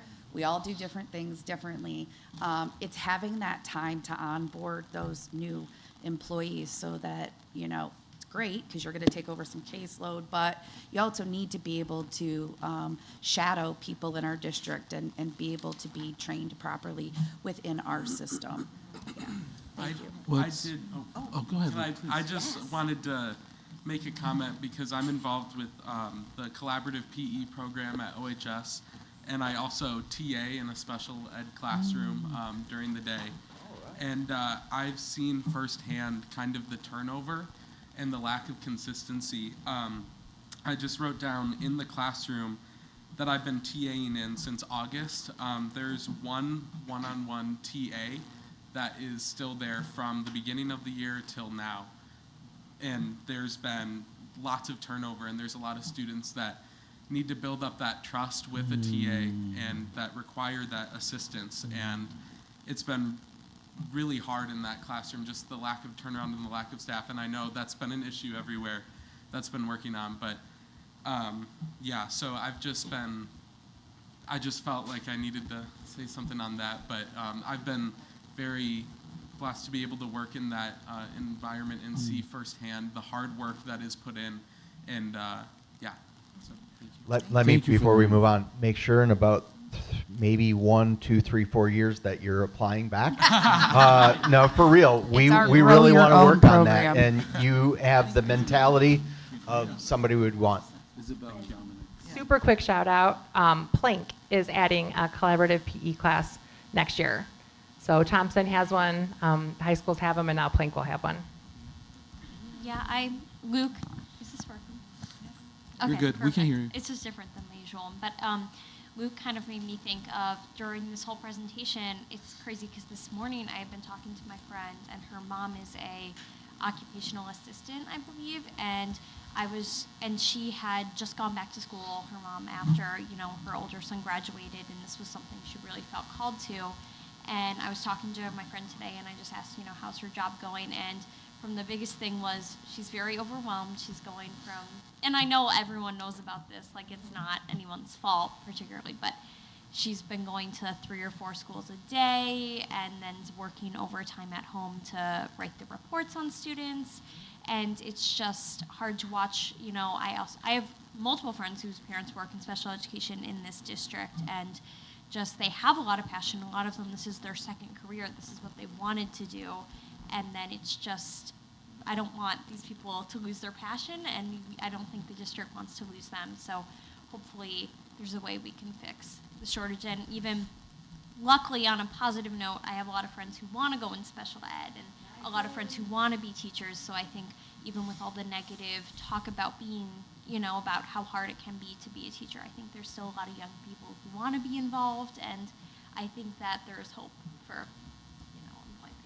Well, and tell you, actually, just your attitude, and if all of us can adopt that, to stop and thank our staff, all of our staff, but especially our staff that are involved in special education. So thank you for recognizing that. Dominic, then Yeah, Brian. yeah. This is real quick. I appreciate that you're going to be dissecting this slide further. I wanted to not make sure, but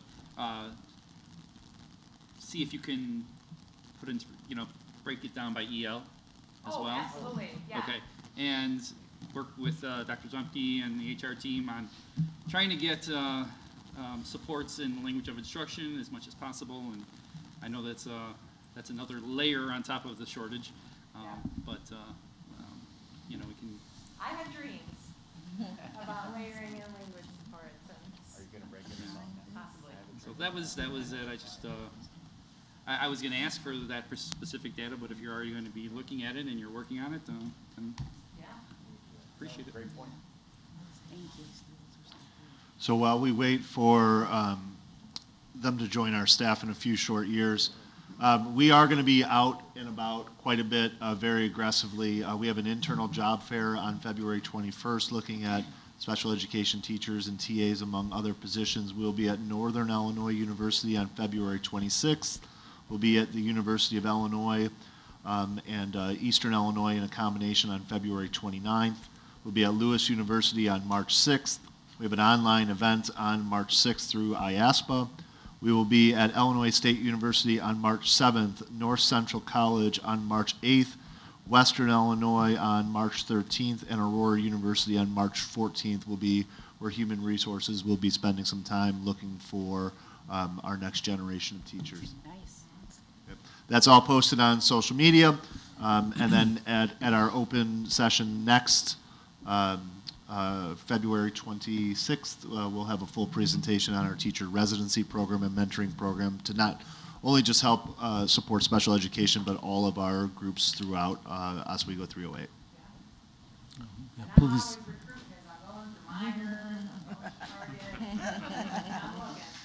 Good. All right, Dr. K? Okay. Just again, thank you again to the team. Again, this is part one, board. We really felt that it was important to first provide some framing information, and then the next presentation will move more into some next steps and what's happening. And I want to thank the team again for their leadership and organizing for this evening. And I do have one other update on the statistics. Dr. Kincaid? Yep, so in alignment with this slide for our 2 or more races, our total IEP percentage is 4.56 compared to the total population of 4.6.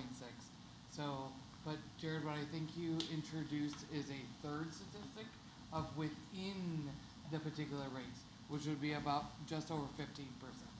So I think adding another line to this to provide some more data are the numbers that I am seeing in our student information system. So is that did you just give the biracial breakdown? Is that what you're saying? 3.6.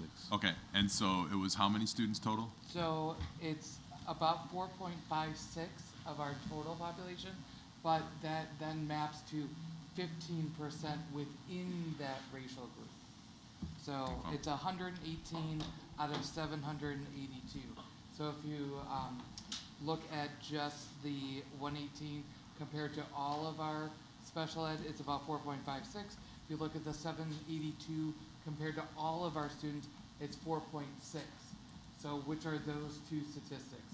But then I think the third lens is then what is the percentage Right, of that's the one I'm looking for. Yep, Okay. which is, I think then a third statistic we could look at across all racial groups also of within that group of students with an IEP.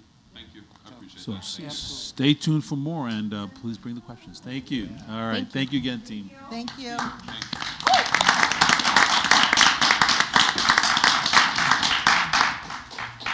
Okay, so we've got a lot of students we got to get home. Yes. So we're going to move on real quickly to public comment. We have public comment? Okay. So on behalf of the Board of Education, I would like to thank the public for attending tonight's meeting. We value the feedback we receive from our members of the public and encourage everyone to take an active interest in their public school system. Residents interested in speaking to the Board of Education this evening are asked to have completed a comment card and presented it to the secretary to the board. When the secretary calls your name, I ask that you come to the microphone, state your name for the public record, and provide your feedback. Please note that comments are limited to 5 minutes per person, and that no discussion of personnel matters, staffing, stating names, or responses to your questions are permitted. The board does not participate in discussions during public comment. Follow-up to your questions or concerns will be addressed by administration through the contact information provided on the comment card. Naima Shah.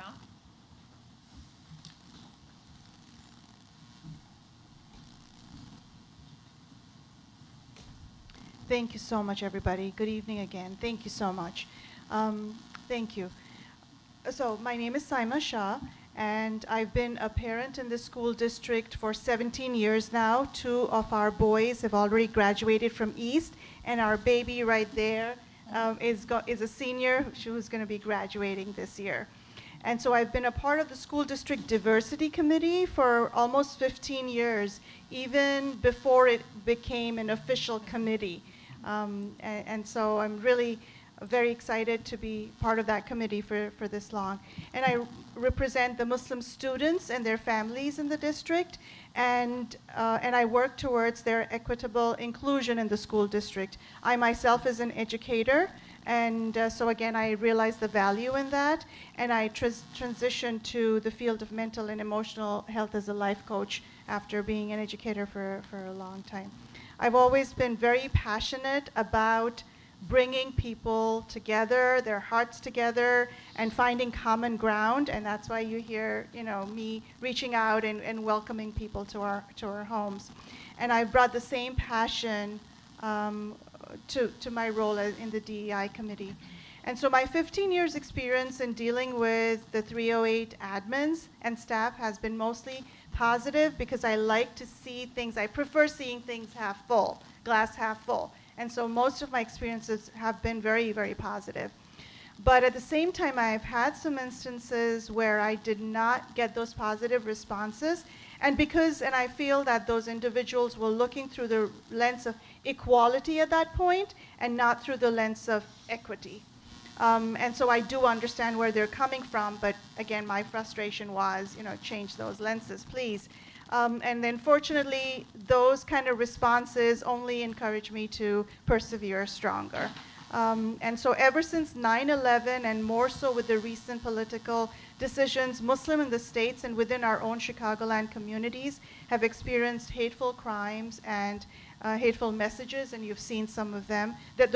And now experts are saying that there have been more hate crimes against Muslims now, way more than 9/11.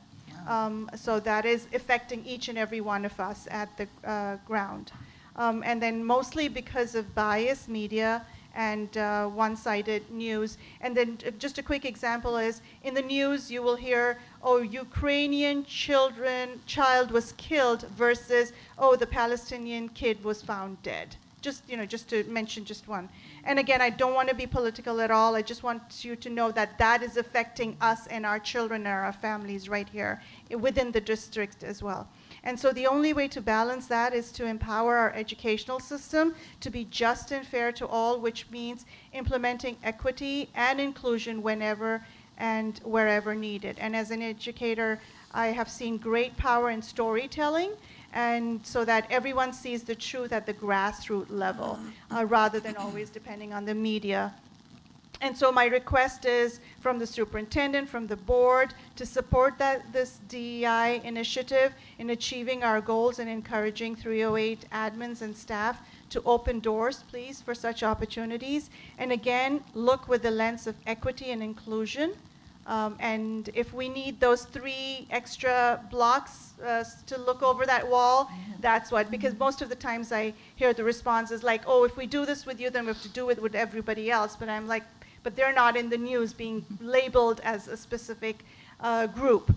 And so I truly, truly appreciate the empathy I heard from all of you today. Was really, really heartwarming. And I'm so, so blessed for our students to have all of you. And then I do have a message from the board that they do have some Quran gifts to give you in the near future. And so again, I'm really looking forward to continuing to work and connect hearts together. Thank you very much. Good night. Thank you.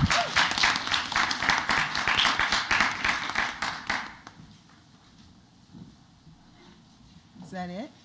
Yes. Okay. So now I would like to welcome Dr. Kelgati to give his superintendent report. Thank you, board. Thank you.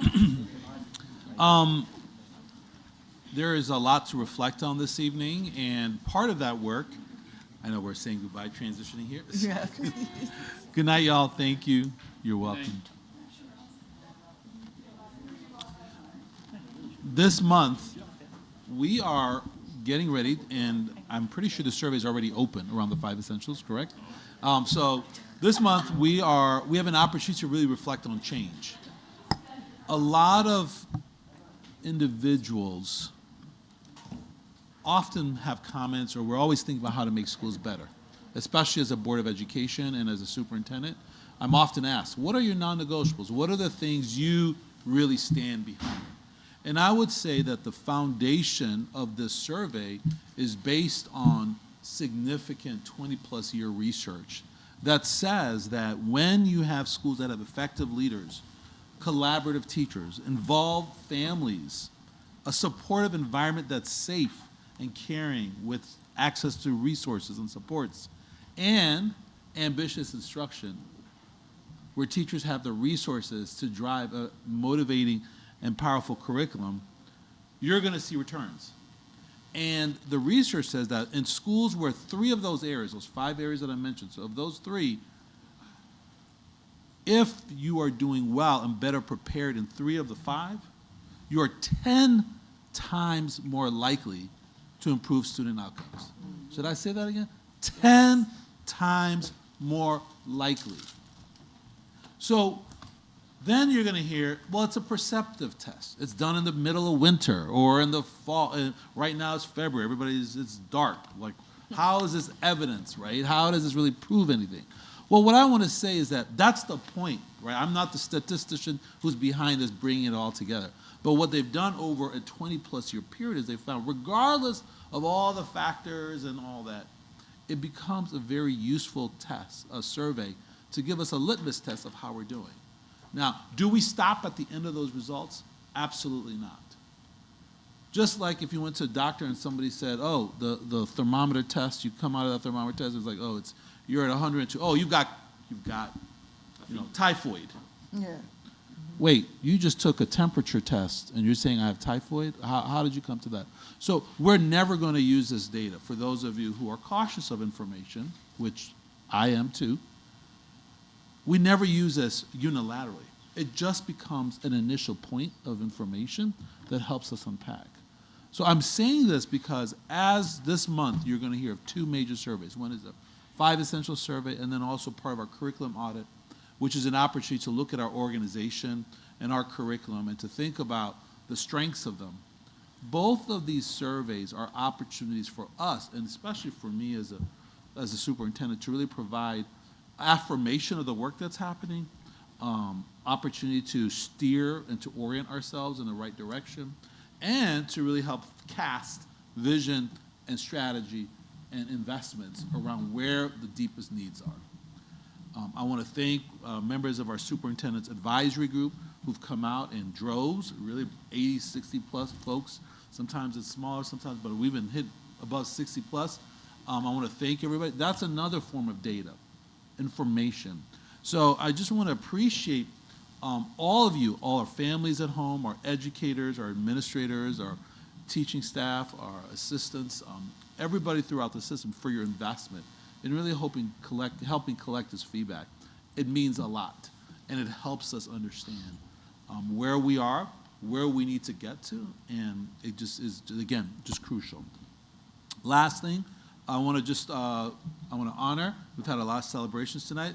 This past weekend marked the beginning of the lunar year, 2024. It's the year of the dragon. So I just want to celebrate for all our families who are celebrating the lunar year. Just want to think about, the dragon. It's the year of the dragon. Yes. Okay.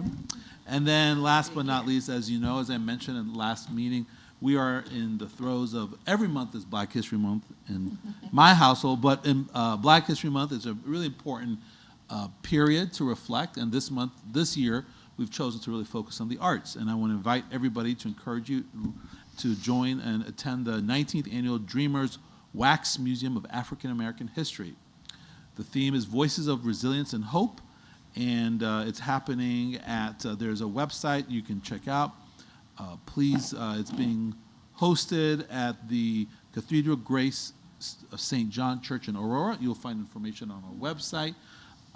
Again, it features work of many young people from across our area. And I want to just thank this group for their investment in our students. And I want to last connect that our community crosses multiple communities. Our district, I should say, crosses multiple communities. Plainfield, Oswego, Montgomery, Aurora, and one more. Joliet. No, Yorkville. Yorkville. I'm sorry. Why am I blanking out there? What time is it? Okay. I'm blanking too. So all 5 communities are extremely important, and I'm proud to serve on the Aurora Education Commission. And this commission serves for the same purpose that we serve, in that it crosses multiple communities. And so the Education Aurora Commission's purpose is to really come together and identify shared opportunities for investment in our people and our community as a whole. And one of the things that the commission has done is it's really looking at early childhood education. So that's one of the initiatives that we've launched. There's an initiative to really look at working with the Fox Valley Foundation, look at the way in which we're supporting early childhood education.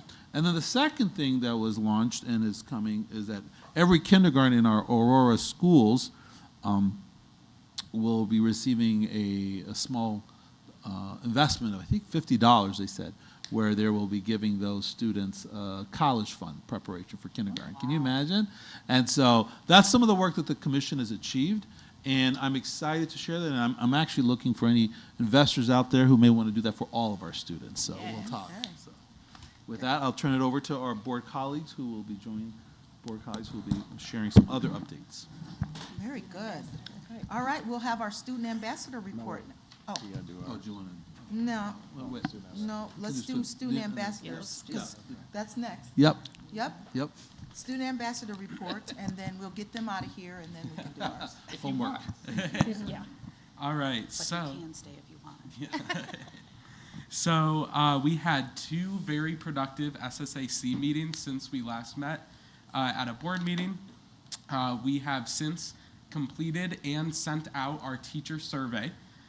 So we were able to analyze the teacher survey and go question by question, tweaking and perfecting the survey.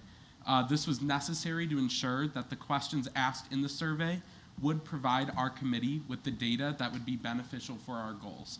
And since we have sent out the survey on Friday, we have received 118 teacher responses just over the weekend, and we are still accepting responses. The largest tweak we added to the survey was making all of the questions required.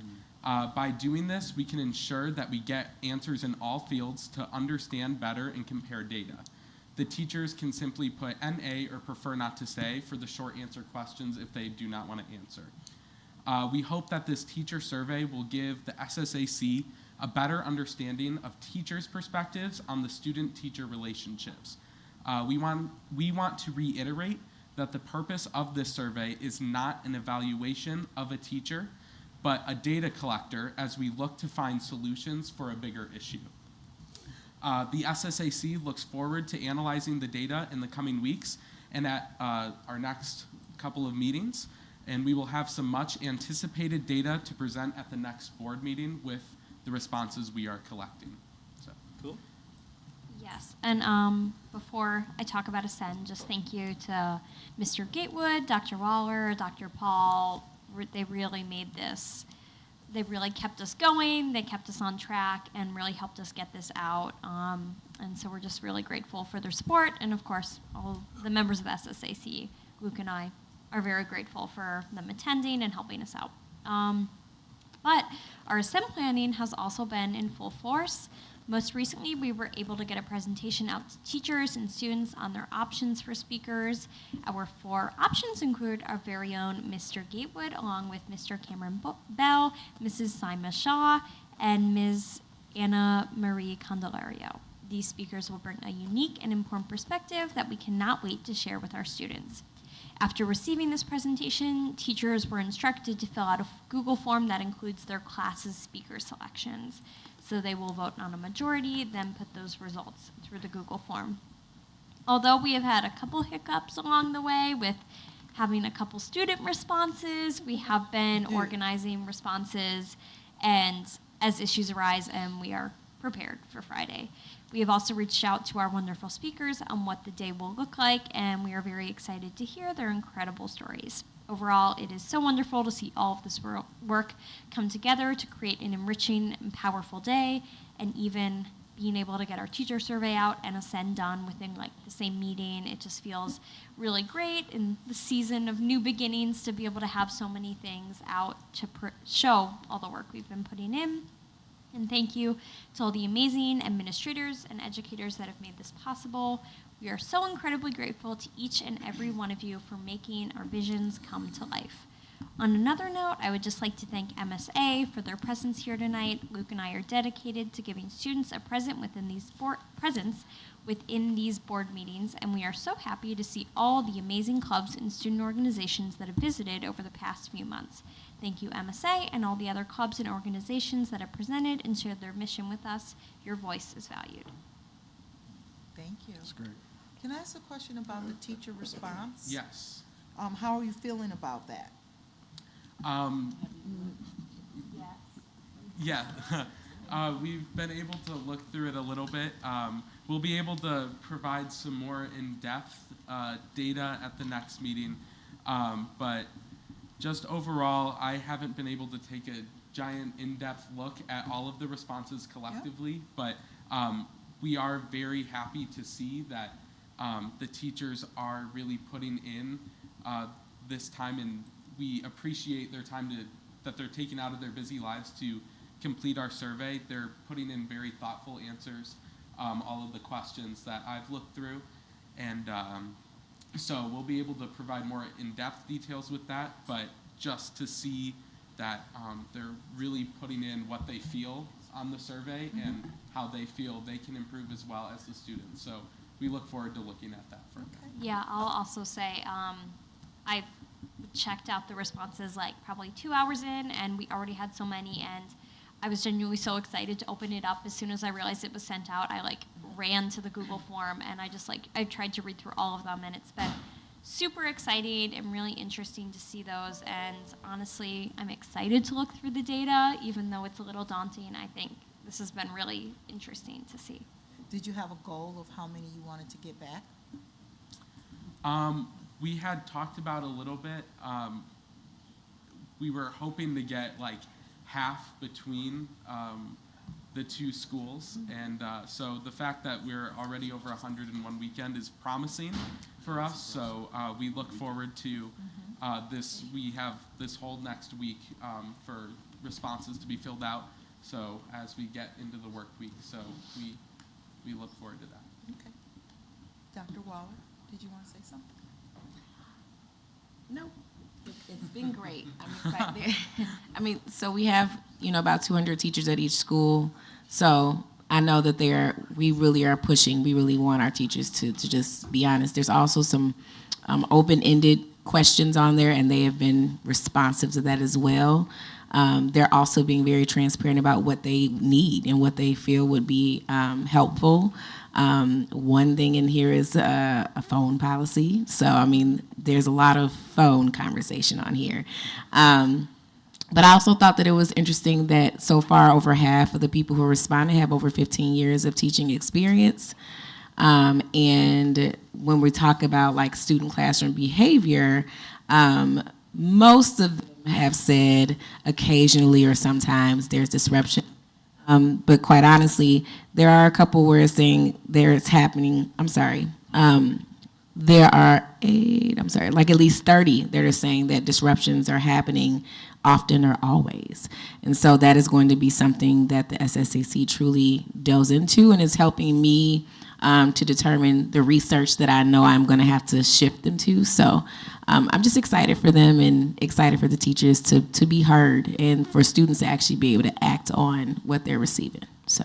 And just to clarify with that, the schools, it was OE, OH, and goals. So that's something we're going to try to look at because obviously you're going to have different issues within every school. So we're going to try to look at the data separate as well. Okay, thank you. And you guys can get to your homes so you can get your homework done if that's needed. And be ready for tomorrow. Thank you so much. Thank you. There's some really cool dessert back there too. Okay, so we're going to move on to our board committee reports. We'll start with equity and teaching and learning. Dr. Murillo? Yes, I'll go ahead and just do a brief report on that. We, at our Equity and Teaching and Learning Committee, we saw the video we saw a preview of the video on the curriculum audit before it went out to staff. Kudos to the group that put that together for the engaging video for this important project.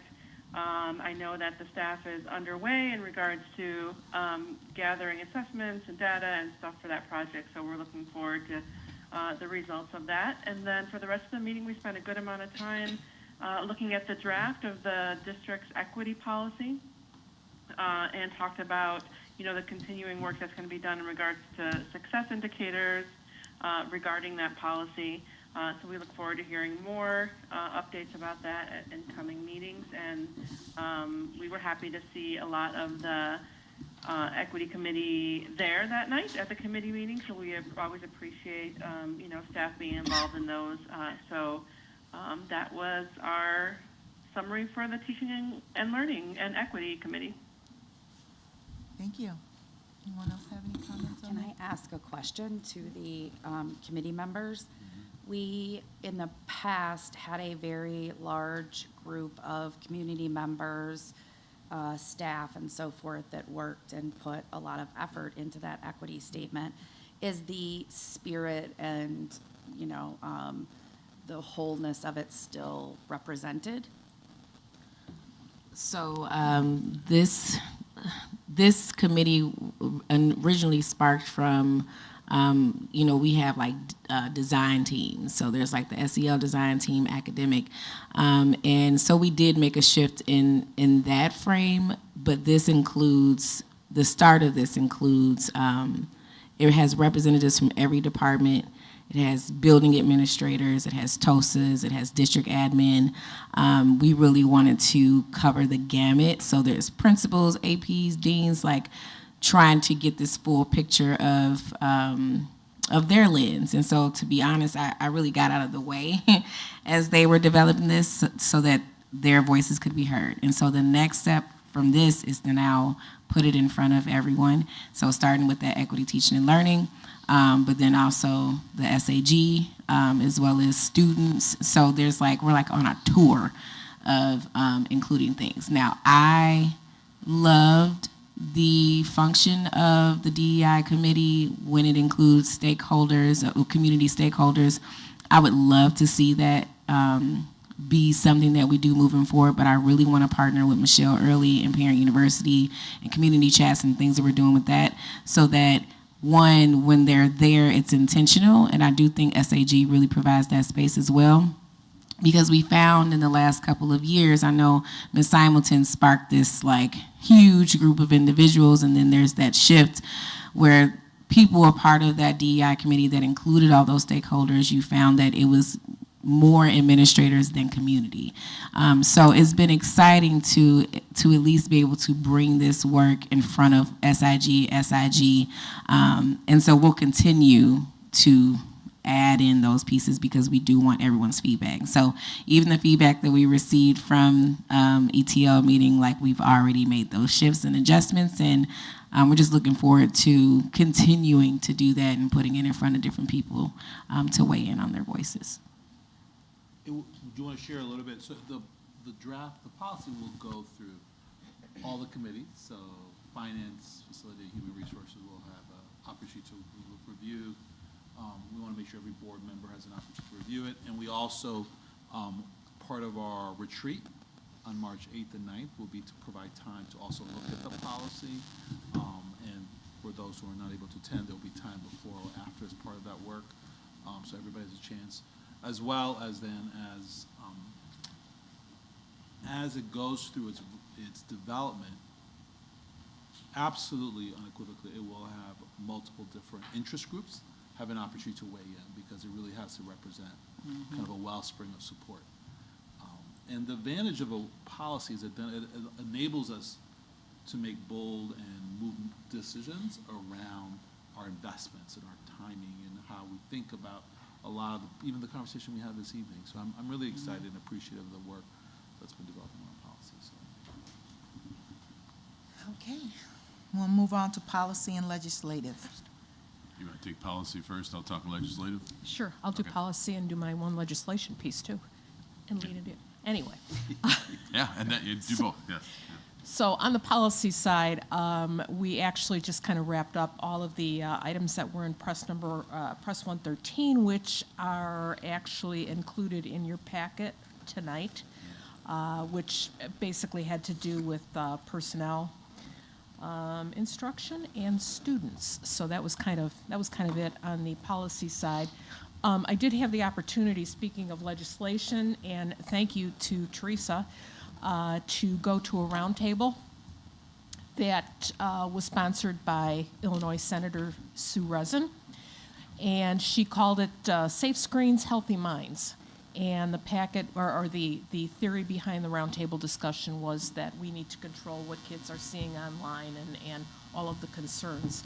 It's actually it's kind of a three-pronged deal, with that being the major emphasis. She's looking to take some action now. She realizes that she feels the federal government needs to take action, but she wants to do some action prior to. So she kind of explained the bill, which,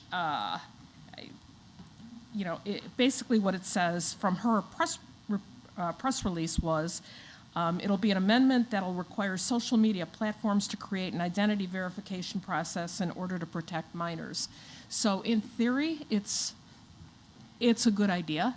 Unfortunately, and I brought up a couple questions there, like what about using somebody else's logon, like your parents, so that you could get extra access? That didn't seem to be an issue for them at this point in time. So while she continues on her statewide roundtable discussions, I think some more thought needs to be added to the fact that kids aren't dumb. And that it's a great theory, but it's going to be really, really difficult to police. And over to you. Yeah. So one of the other things, I spent a lot of time compiling a big giant graph with basically every bill either in the House or the Senate that was going to be proposed that had to do with education. And we had a summary for those, and we went through most of them. Actually, I think we went through all of them up to that point. Now, they had until February 9th to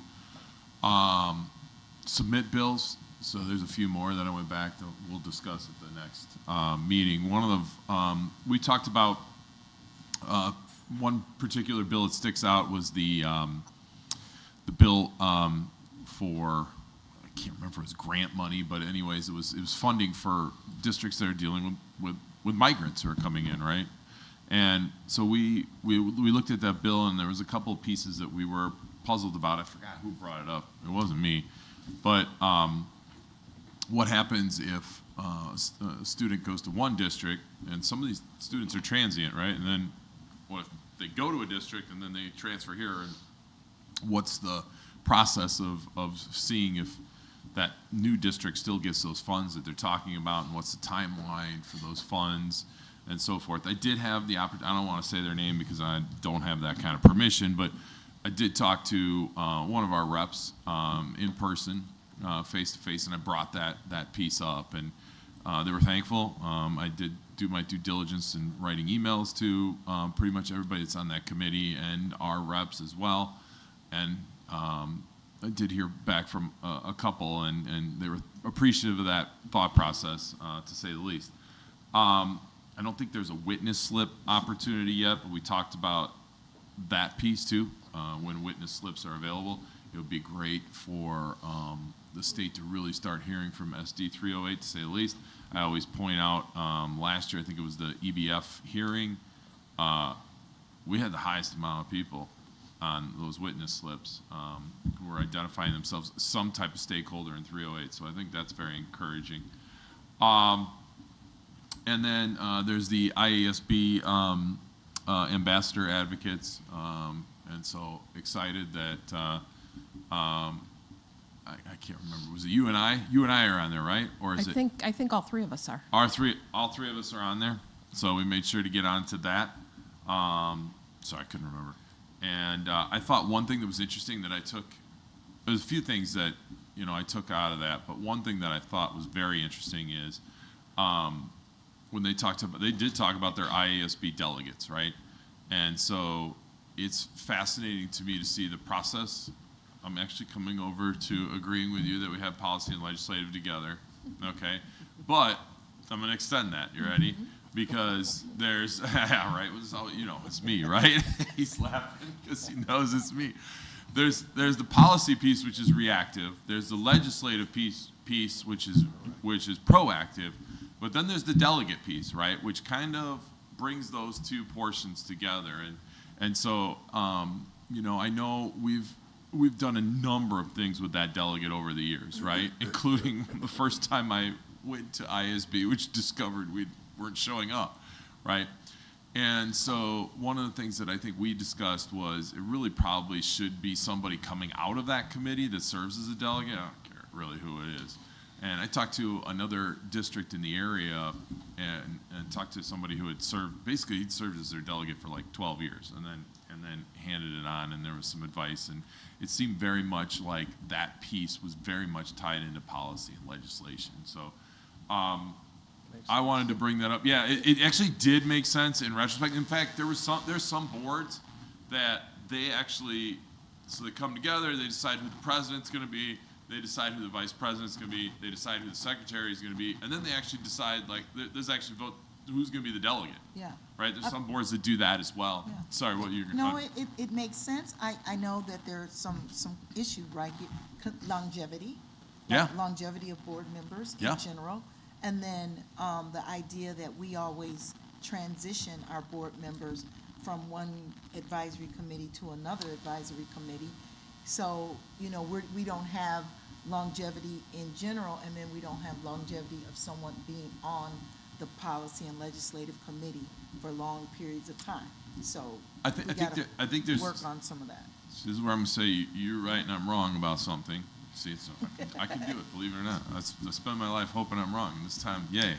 But what I'm going to say is the advantage of putting those together is that now that you have 3 members, I think there's probably a better chance that at least when we do have turnover as a board, there's continuity. There's at least somebody on there, in theory, right? Numbers should And back that up. Be. Like, 100%. Let's make that, you know, something that we do.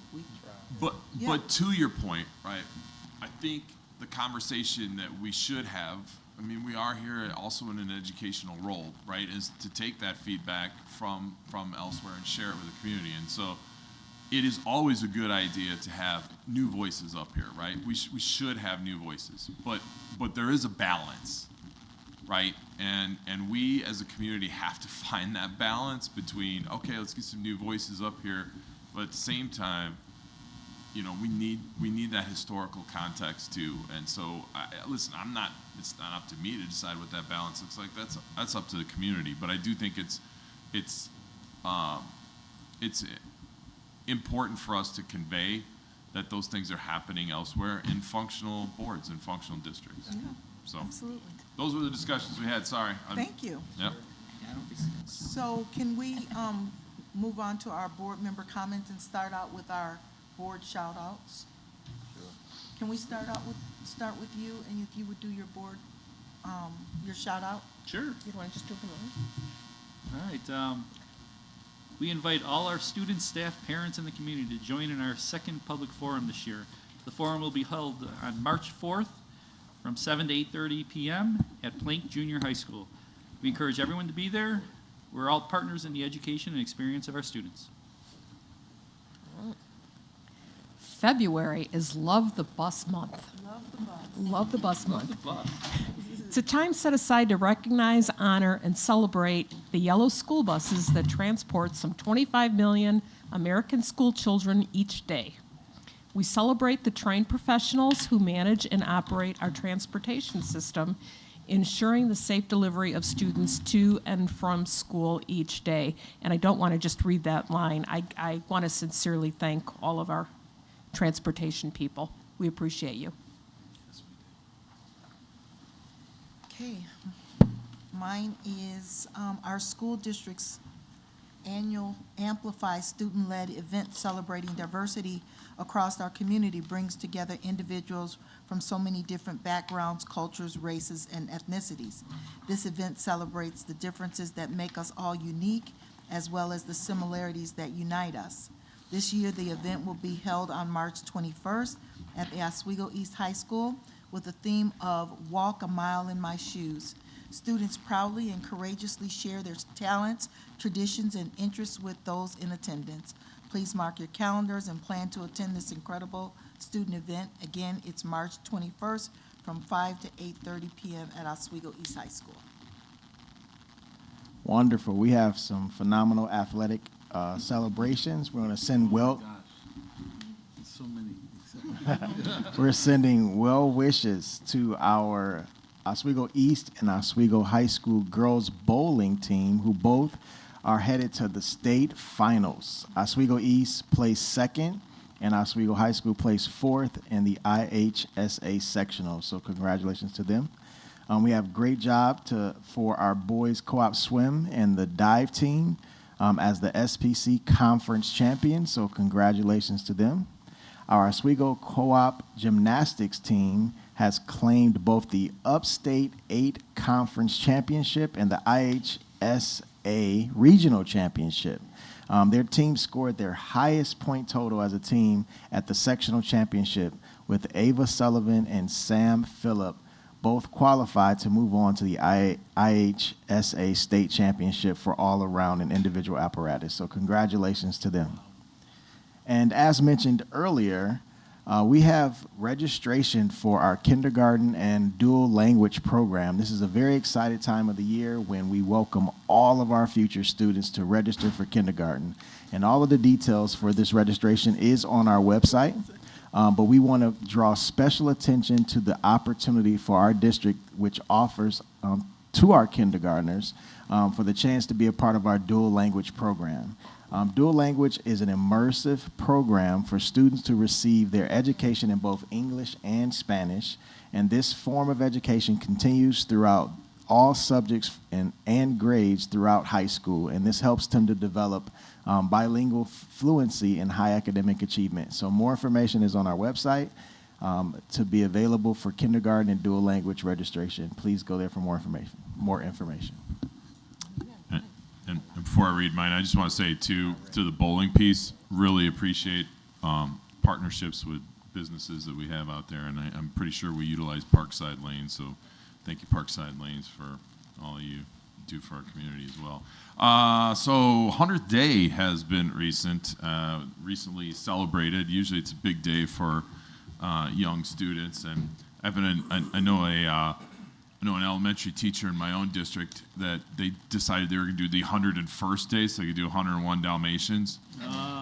This is proof that students are, no offense, but kids are actually more resilient than adults many times because it threw the adults off, right? What I learned is don't necessarily take the 100 and go to 101 with elementary teachers because they've got this thing down about 100 days, and you go to 101 and look out.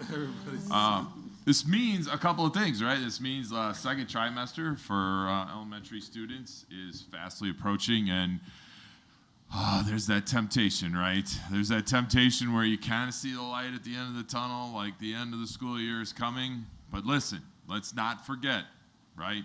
April there's a lot of school in April and May. So yes, we've got, it feels like April outside lately, but it's not, and we still have a ways to go. But encourage everybody. We have strong students, strong teachers, and we're getting close to spring break, and when we come back, it's going to be here we go.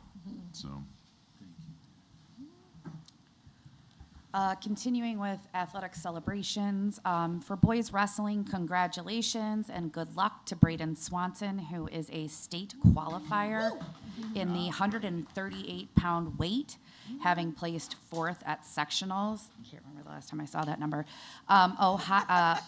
Oswego High School co-ed competitive cheer. So proud of them. They placed second at conference and qualified for state for the second year in a row by placing fourth at sectionals. They finished their impressive season in 22nd place at state. And I was huddled around with a bunch of teachers watching it on a really bad Wi-Fi, but it was I'm so impressed with them, and they've just really represented throughout the season. And as Dr. Zwemke will tell you, I've become a cheer addict. I love it. And then our Oswego East dance earned a trip to the IHSA state finals by placing sixth in their sectionals. They finished their season in 26th place out of an extremely talented group of 3A dance teams. So kudos to all of our student athletes.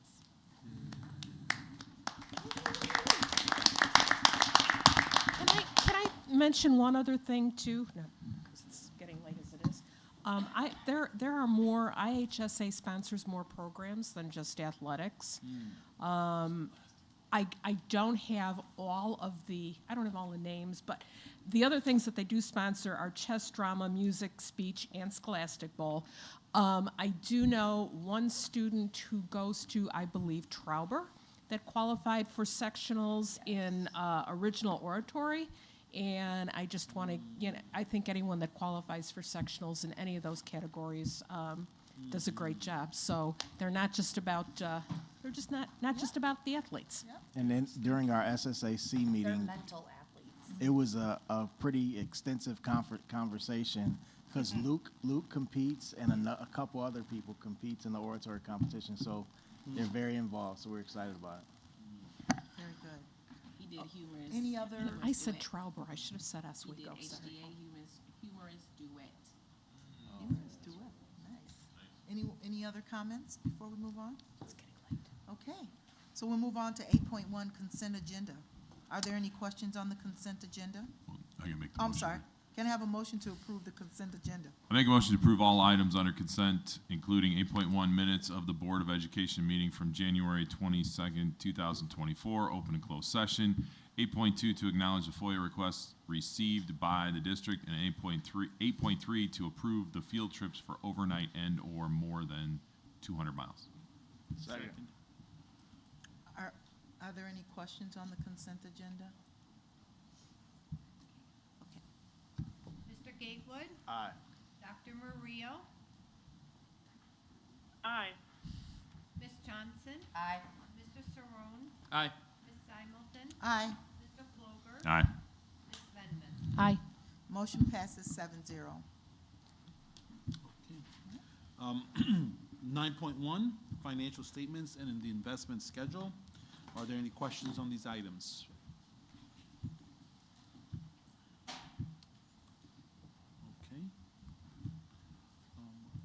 Next, I want to invite Mr. Queen for an operations update. Good evening. Everyone. Good evening. It's great to see you tonight. So we're going to talk about two locations, starting with OEHS High School. We're going to talk about tracks. Track. So we've come up with a solution to the problem that we were faced with back in the earlier part of the summer and beginning of the school year, where we had trouble locating the D zone. The D zone is, if you take a look at the screen, is that little piece of real estate that we all hang out in during Crosstown Classic and other events that we're holding at the high school. And what you're looking at is a section of real estate that we were able to move back to get this portion of the high jump located. We faced several obstacles with this. We had to work with the end user and the coaches on several occasions just to make sure that we were in the right, that we had the proper requirements for the IHSA requirements and that we could utilize it with the coaches. And what you're seeing in that little circle archway there is where they would set up that high jump mat. And they'll move this for wind location, several other reasons why they would want to move this area around. What we faced was the crown of the football field. The football field is naturally crowned when you're dealing with natural turf, which produced a problem with the pitch and the leveling of that D zone as a full. We talked about this several times in FFC and here both. And we didn't want to get into a situation to where we were struggling with another sport to make this sport work, right? So what Todd Roberts has done, he's came up with a solution to where we're going to be in requirements. We won't have to cut into our football field like I had mentioned before. We're going to be able to get all of this in, and the coaches will agree that it's going to be a great fit. So we'll be pushing this out to RFP at the end of February, beginning of March, and our goal and our requirement is to get this done in the middle of July. Okay. Questions for Mr. Queen? I think the only question I have is, what impacts does this have on, or does it make, I don't want to phrase this, does it impact either this season or next season more than we've already implicated. Does that make sense? No. Okay. So that's why this needs to be done in the middle of July, so we don't impact that fall track season. I've worked with the coaches. We're going to get in right after their May spring session around the track, just to keep away from bothering anything there. So no, this should not. And another thing I would like to note is the price difference. So when we first started talking about this, we were sitting at about $103,000 for the change order. This is going to cost us $50,000. So we Is made that a savings I'm hearing? That's a big savings in the change order, absolutely. Okay, thank you. Thank you, Mr. Bafemi, and thank you, Mr. Queen. Go ahead. Got one more I'd like to talk about Yes. Plank. Plank RTU? Yeah, Plank RTU replacement. This was the replacement of 9 rooftop units on the top of that building. This is all HVAC-related work, right? So our goal, and we're optimistic that if these 5 smaller units show up by spring break, we will have these units installed over spring break, and then give us a great jump start on that summer install of the 4 larger units. We've actually had a lot of good work with the new contractor and this new liquidated damages. I mean, these guys have really been spot on with getting us schedules, spot on with getting in there, getting the things done that need to prep us for this spring break date. So both projects are looking good, on track to complete them both. So as a point of clarification, Mr. Mbafemi, would you, or Bill, do you want to talk a little bit? So this is part of our new contract that we brought to the board. Correct. In terms of how we approach the business as a result of the lessons learned from last year. So Correct. you're saying that this is really motivated and changed. It has. Like in the RFPs that we've went through, we've done about 3 since we've done this. We're seeing great numbers. We're seeing competitive numbers. We're getting more bidders. People are wanting to take advantage of this opportunity to where all sides can come out on top on this, right? We can get our projects done in that short period of time that I have to do them in the summertime, and the contractors have an advantage to make some money. On our end as well, this is not hurting us because this is out of the contingencies. So we're using that money out of the contingencies, and it's budgeted for the project. So it's not a total bonus, it's a workable bonus. Okay. Thank you. All right. All right. Anything else? That's all. Is there any questions for Plank? Okay. 9.3, mowing bid results. Mowing bid results. So we met with 5 contractors, and our recommendation would be to go with the lowest bid, ACSOI LLC, for the 2024 mowing contract with the option to renew a 1 year for 2 years. This was an 8-building hybrid program, and the same as we run the snow removal. Questions? Just one. Do we have experience with them from the past, or is this kind of new for us? We don't. These are a new contractor that we're working with, but what we did do is check their references. They're doing bigger areas, Fox Valley, so they're holding some big clients that were very happy with their work. I'm excited to work with them because their numbers were real low, and I think we can start a relationship with them. And if we don't, well, we'll talk about renewing that 1 year or not, or we need to go out to RFP again. Thank you.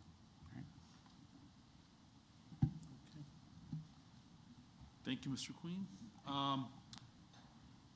Next, we have 9.4, evidence-based funding and beyond.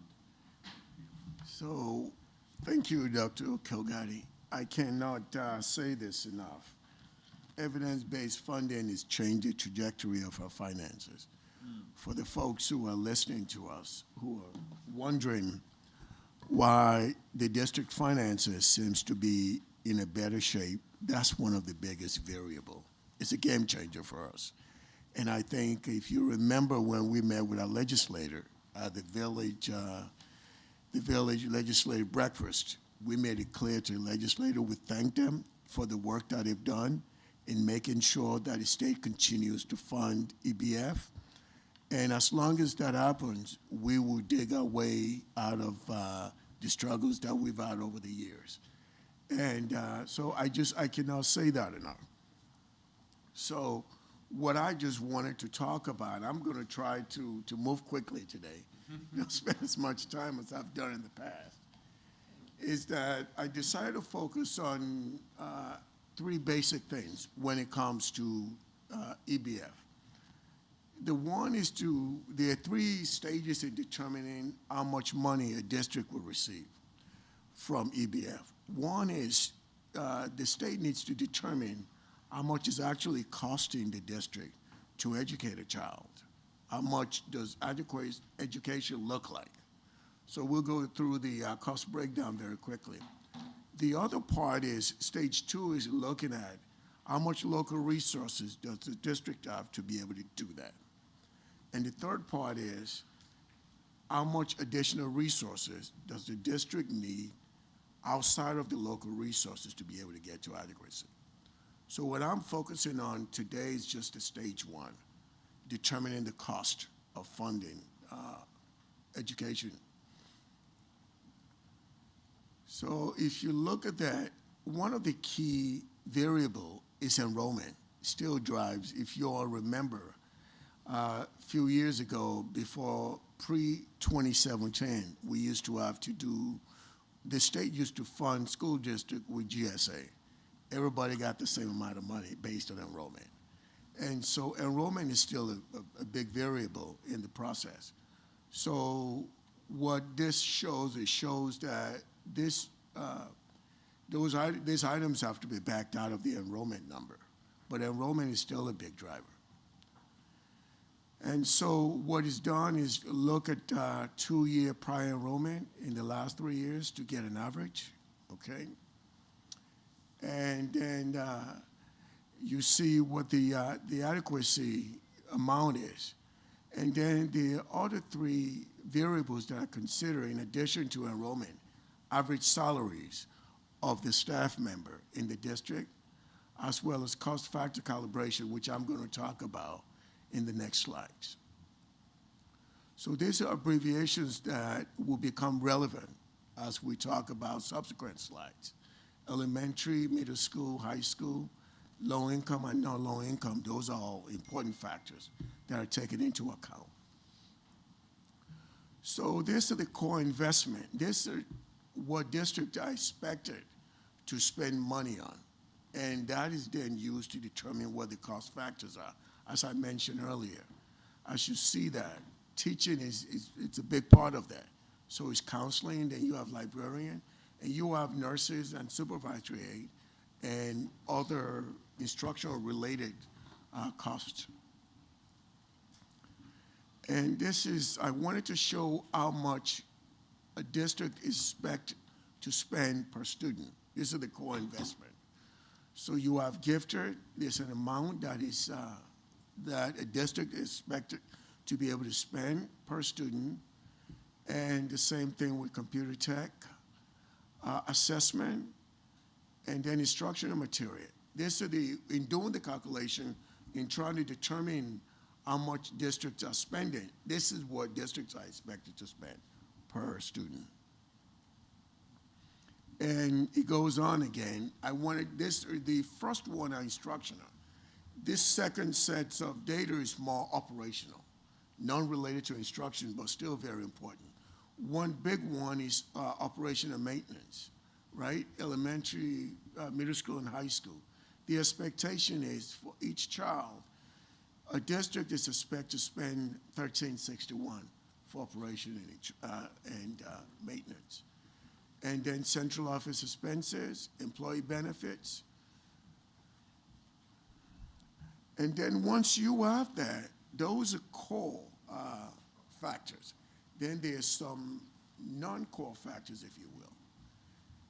One important factor that I want to point out is the comparative wage index. We know, depending on where you are in the state, the cost of living varies from place to place. If you live downstate, let's say you live in Carroll, the salaries that are paid to educators who live downstate is not the same as folks who live in the Chicago metropolitan area. So that is taken into account. So that is a factor that is taken into account in determining what adequacy is. So this is related to what I just talked about. There's a regionalization factor based on the cost of living of different parts of the state. So I just went through how the costs are calculated to determine how much does a district need to invest in educating students. Next time I do the presentation, what I'm going to then look at what the local wells that are available for a school district to be able to meet this cost. And then the final one will be how the state then calculates adequacy and says, okay, based on the cost that you're supposed to have in stage one, stage two, based on the resources that you have available to be able to fund a good education for a child, regardless of where they're located, then the state will determine how much additional EBF funding should be allocated to the district. And this is where the tier system comes in. So tier one districts are the ones who are farthest from adequacy, which is where we are. And they guarantee 50% of all new money, right? Each year that is appropriated. Then it goes down from there. Tier two are closer to adequacy. Tier three are really, really close to adequacy. Tier four, they actually spend more money than is required for adequacy. Any questions? I try to go through that very quickly. I hope it made sense. Yeah, I have one question. Yeah, Sure. one question for future. Can you make sure you include the total cost to educate, and then versus how much we actually receive to levy to do the delta between the two of those? Sure. And then you can add in how EBF makes up that difference. The difference, absolutely. And of course, we'll know that we'll still fall short of that number, but I just want to be able to see. I'm not as good as Jared. I couldn't do the math as fast on slide 6. So just to answer that question, to actually answer that question, I'm happy to create a pie chart that shows that. That would be great. And also a table that shows the delta. The levy only amount to 58%. It's the largest by far. Correct. 58%. So the state part is about 30%. So that's a big chunk. Yes. So if you add both of them, you're talking about 80%. Everything else accounts for the rest. Correct. But So I think this it'll is a be good to see significant that source difference. of funding for us. Yeah. But I will put it in for the second stage. But I when love this. present I that. love to be able to see the difference as an individual student, because I think that everybody will be able to see how their tax dollars goes to per student and how much the state funding makes up the difference. So I think that it'll be important to see that. And yeah, I'm happy to do that. When you look at the union, Illinois is actually, I believe, in the whole union, school districts are more dependent on property taxes in funding education than any other state in the union. If I can repeat that again. Most other school districts, a big chunk of funding comes from the state.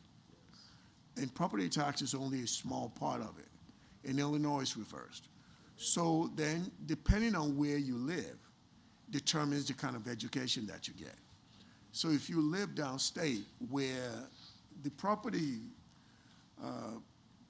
the property is more agricultural in nature, which doesn't get taxed as much, the level of local wealth that you have available to you before EBF was limited. But if you live in a place like Kenilworth or Glencoe, you have a significant amount of property tax wealth. So I'll give you an example. Where the average adequacy in the state is about $12,000 to educate a child. Yeah, per child. If you start moving north to the North Shore, you look at Island Park, Lake Forest, Winnetka, Bannockburn, Wilmette, Kenilworth. You're looking at a district that spends as much as $30,000 per child. And no one can tell me there's no difference in how much you spend on the outcome that you get from the education that you receive. So that's why EBF is such a game changer for districts such as us. Even though our taxpayers pay a large property tax bill relative to other districts, because if you take the district in the North Shore, the value of the property is high, so the tax rate is low, right? Here, the value of the property is not as high as what you have in the North Shore, So in order to be able to make up the difference, our tax rate is higher, proportionate to what you see in high wealth property area. Back at the beginning, you talked about funding, or you talked about student population, taking the average of the current student population and the past 2 years. Yes. And that's where you get your number from. So what happens when you live in a district that has a lot of new construction with a potential future influx of kids? Are you behind the 8 ball then for those years? Because you can't predict. So two things will have to happen. You wouldn't be able to get that until the subsequent years. Till it happened. In Okay. 2 areas. Even in your property tax, it's going to be important for you to calculate your property tax levy well.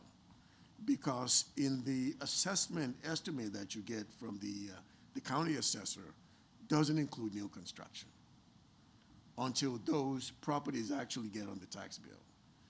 And if you calculate that, if you undercalculate that, you lose the ability to get those resources forever. So you have to, that's one of the reasons why we balloon levy when we do property tax, because we have the known of existing property on the tax roll. But as far as new construction, they have not been assessed yet. Right. So we don't know what it is. So we have to do a lot of data mining and then balloon that to make sure that we don't leave any money on the table. To make sure we're That's on the covered. property tax end. Okay. As far as the EBF end, what the state would do, they would look at a 3-year average, right, in subsequent years. And if the data shows that you have increase in enrollment, the EBF allocation will be adjusted to reflect that. Can you? But it lags behind. Yes. Okay. Yes. Can you add into that how the impact fees subsidize that for that reason? Yeah, so new construction, it depends on the type of construction too, though. Yes. Because you get more money for single family, because there's an assumption that families live there, they have children. You don't get as much for townhouses. And so it depends. And then if you have senior citizen housing, for example, like Del Wet, you don't get much in the way of impact fee, because there's no expectation that children will be living there, because residents are required to be 55 and older. So it all depends on the type of development that we're talking about. So when a developer comes before us and they want to waive impact fees, I wouldn't do it. So the only thing I like, and you could definitely correct me where I'm wrong, but I like to always make sure I just pound in the historical piece here. Illinois has 800 plus school districts. That's correct. In the state, nobody even comes close. No. I mean, even California, right, doesn't come close. And there's always this, like, you know, I kind of get tired of people kind of ridiculing the state of Illinois. And here's why. Because I don't think people factor in the entire history. And the entire history of Illinois, the whole concept was for there to be this local control. And since most of Illinois outside of Chicago was farming communities, right, you had something that was created that was very unique to any other state. I have not found another state that does exactly what we do in the form of high school only districts. Yeah. Now, Texas does have about a dozen. Notice, I said a dozen. We have over 300 elementary districts in Illinois. Yeah. Texas has like 13, but they don't have any high school only districts. If you want to go further, Yeah, let's go further. Talking about education, even if you look at the taxing district writ large, Illinois has more taxing districts than most other schools. Oh, yeah. Most other states. You have mosquito abatement. You have all this bridge maintenance district. So, and they get a piece of the property tax levy too. So that's another thing that Illinois leads to. And this is actually playing out right now. I've kind of laughed when, it'll be very fascinating to see, like, there's this conversation about the Bears moving into Arlington. And I'm laughing over here because that thing, there's 4 school districts involved in that. And so they're trying to get 4 school districts to agree to something. It only takes one. to say say no, and the other three are going to be like, no thanks. I thought So, they were going to the south side now. well, that's probably why. That could be why those conversations have started. And so, like, I think sometimes when everybody wants to know, oh, what's the unicorn in Illinois? But the problem is, though, if we're going to be honest and have this conversation, it's NIMBY, not in my backyard. So, hey, when you go out and you decide to reduce taxing bodies, don't touch mine. Like, don't touch my community if it has an elementary and high school district. Just touch somebody else's. And the problem with that is you got two choices, state of Illinois.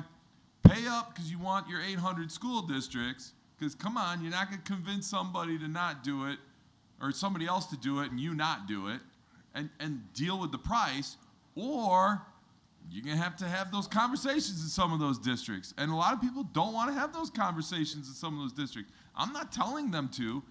My point is simply you can't have it both ways. You cannot sit here and complain about the number of taxing districts there are in the state of Illinois, and then turn around and say, but hey, not here, don't touch my taxing body. And so, like, I think sometimes we want to pile on state of Illinois and say we hate Illinois or whatever, some of us, but let's be honest and have the real conversation about that. So yeah, in conclusion, I just want to make the point, two key things. EBF, whenever we see a legislator, let's keep reminding them to keep making sure that the governor includes the required appropriation in EBF so we can start digging ourselves out. It's not like we don't pay enough. We pay more than our share of property tax in this community. So EBF helps. The other factor is that being able to levy to CPI. Those are the two key factors that has been game changers for us.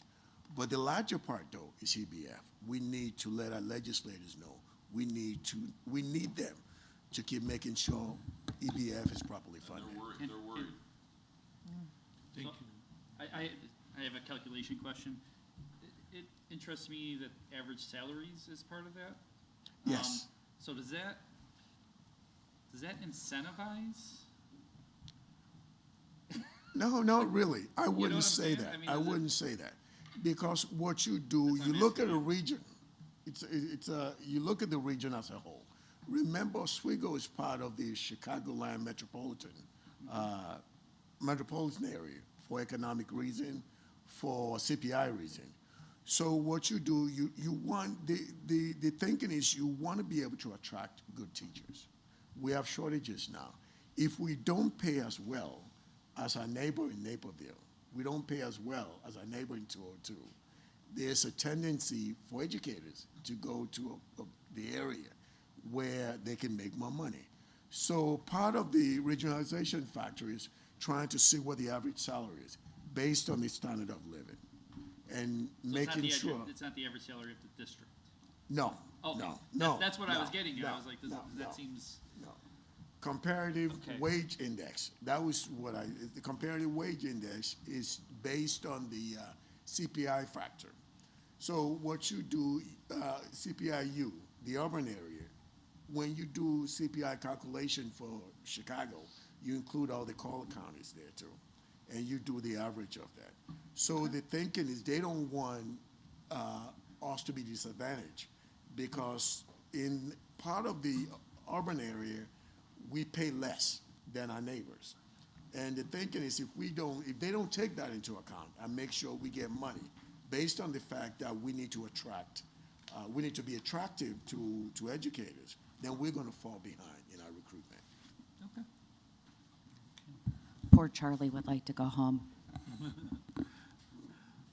Thank you again, Mr. Obafemi, for the Thank you. presentations, and to be continued. Oh,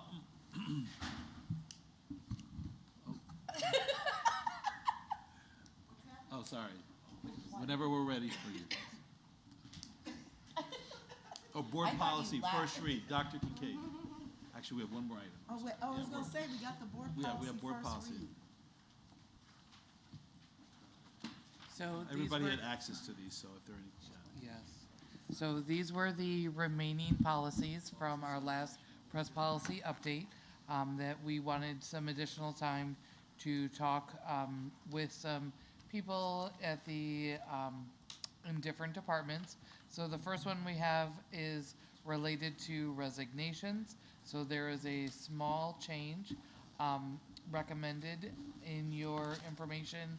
We're removing the written notice and then providing some information regarding the 30 calendar days prior to the first day of student attendance. The second policy, 5220, is related to substitute teachers. There is a change in the policy. There was additional flexibility given during COVID, so that is changing a little bit. So in the first, where it talks about substitutes, people with only a sub license as opposed to a Pell that are subbing, brings that back down to 90 days instead of 120. The third policy for your review is 6230, Library Media Program. So this is in essence just a restructure. We already have in our policy adherence to the Library Bill of Rights.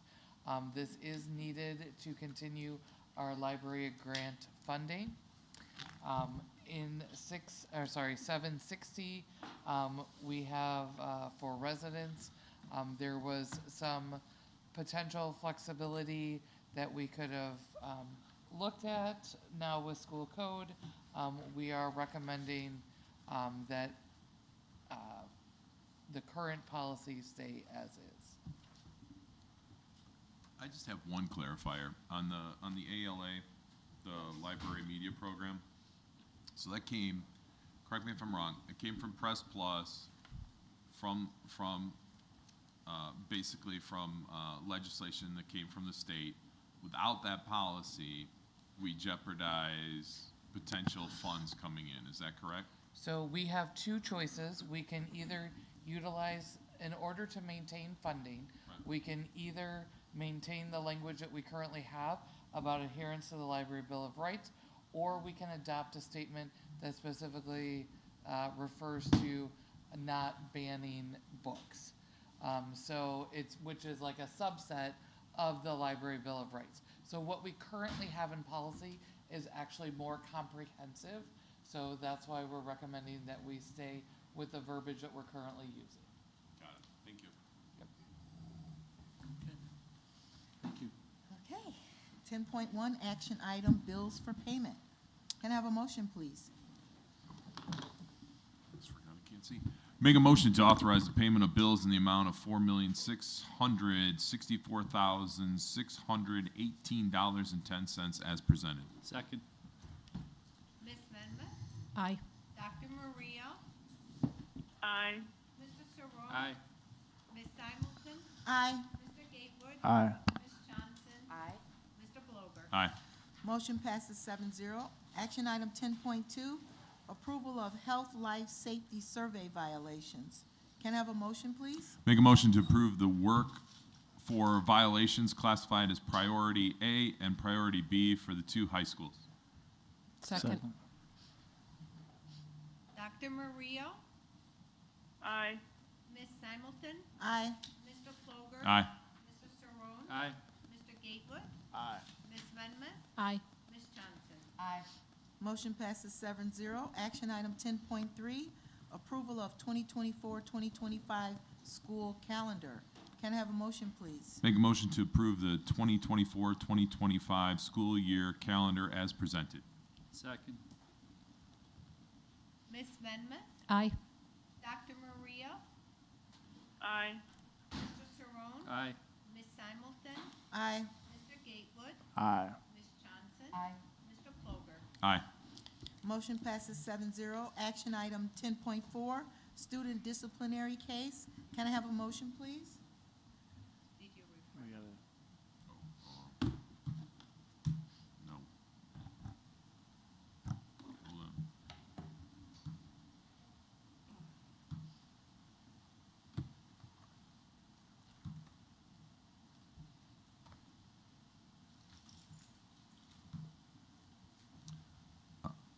I make a motion to expel student 2023-24-1 through December 11th, 2025, pursuant to the board's written findings and decision as discussed in closed session, with the opportunity to return at the beginning of the 2025-2026 school year if the student successfully meets academic, behavioral, and attendance expectations at the alternate program. Second. Mr. Saron, Aye. Mr. Gatewood, Aye. Ms. Johnson, Aye. Mr. Ploger, Aye. Ms. Venmus, Aye. Dr. Mario, Aye. Ms. Simulton. Aye, motion passes 7-0. Action item 10.5, approval of second separation agreement. Can I have a motion, please? Make a motion to approve the mediation agreement resolving a discrimination complaint filed by the parents of a district student in OCR docket number 05-23-1607. Second. Dr. Mario, Aye. Ms. Venmus, Aye. Mr. Saron, Aye. Ms. Simulton, Aye. Mr. Gatewood, Aye. Ms. Johnson, Aye. Mr. Ploger. Aye. And action item 10.6, approval of personnel report. Can I have a motion, please? Make a motion to approve the personnel report as discussed and presented. Second. That's okay. Oh, okay. Dr. Mario, Aye. Mr. Gatewood, Aye. Ms. Johnson, Aye. Mr. Ploger. Aye. Ms. Simulton, Aye. Mr. Saron, Aye. Ms. Venmus. Aye. Motion passes 7-0. 11.1, can I have a motion to adjourn? Make a motion to adjourn. All in favor? Aye. Aye. Aye. Yeah. None Aye. opposed?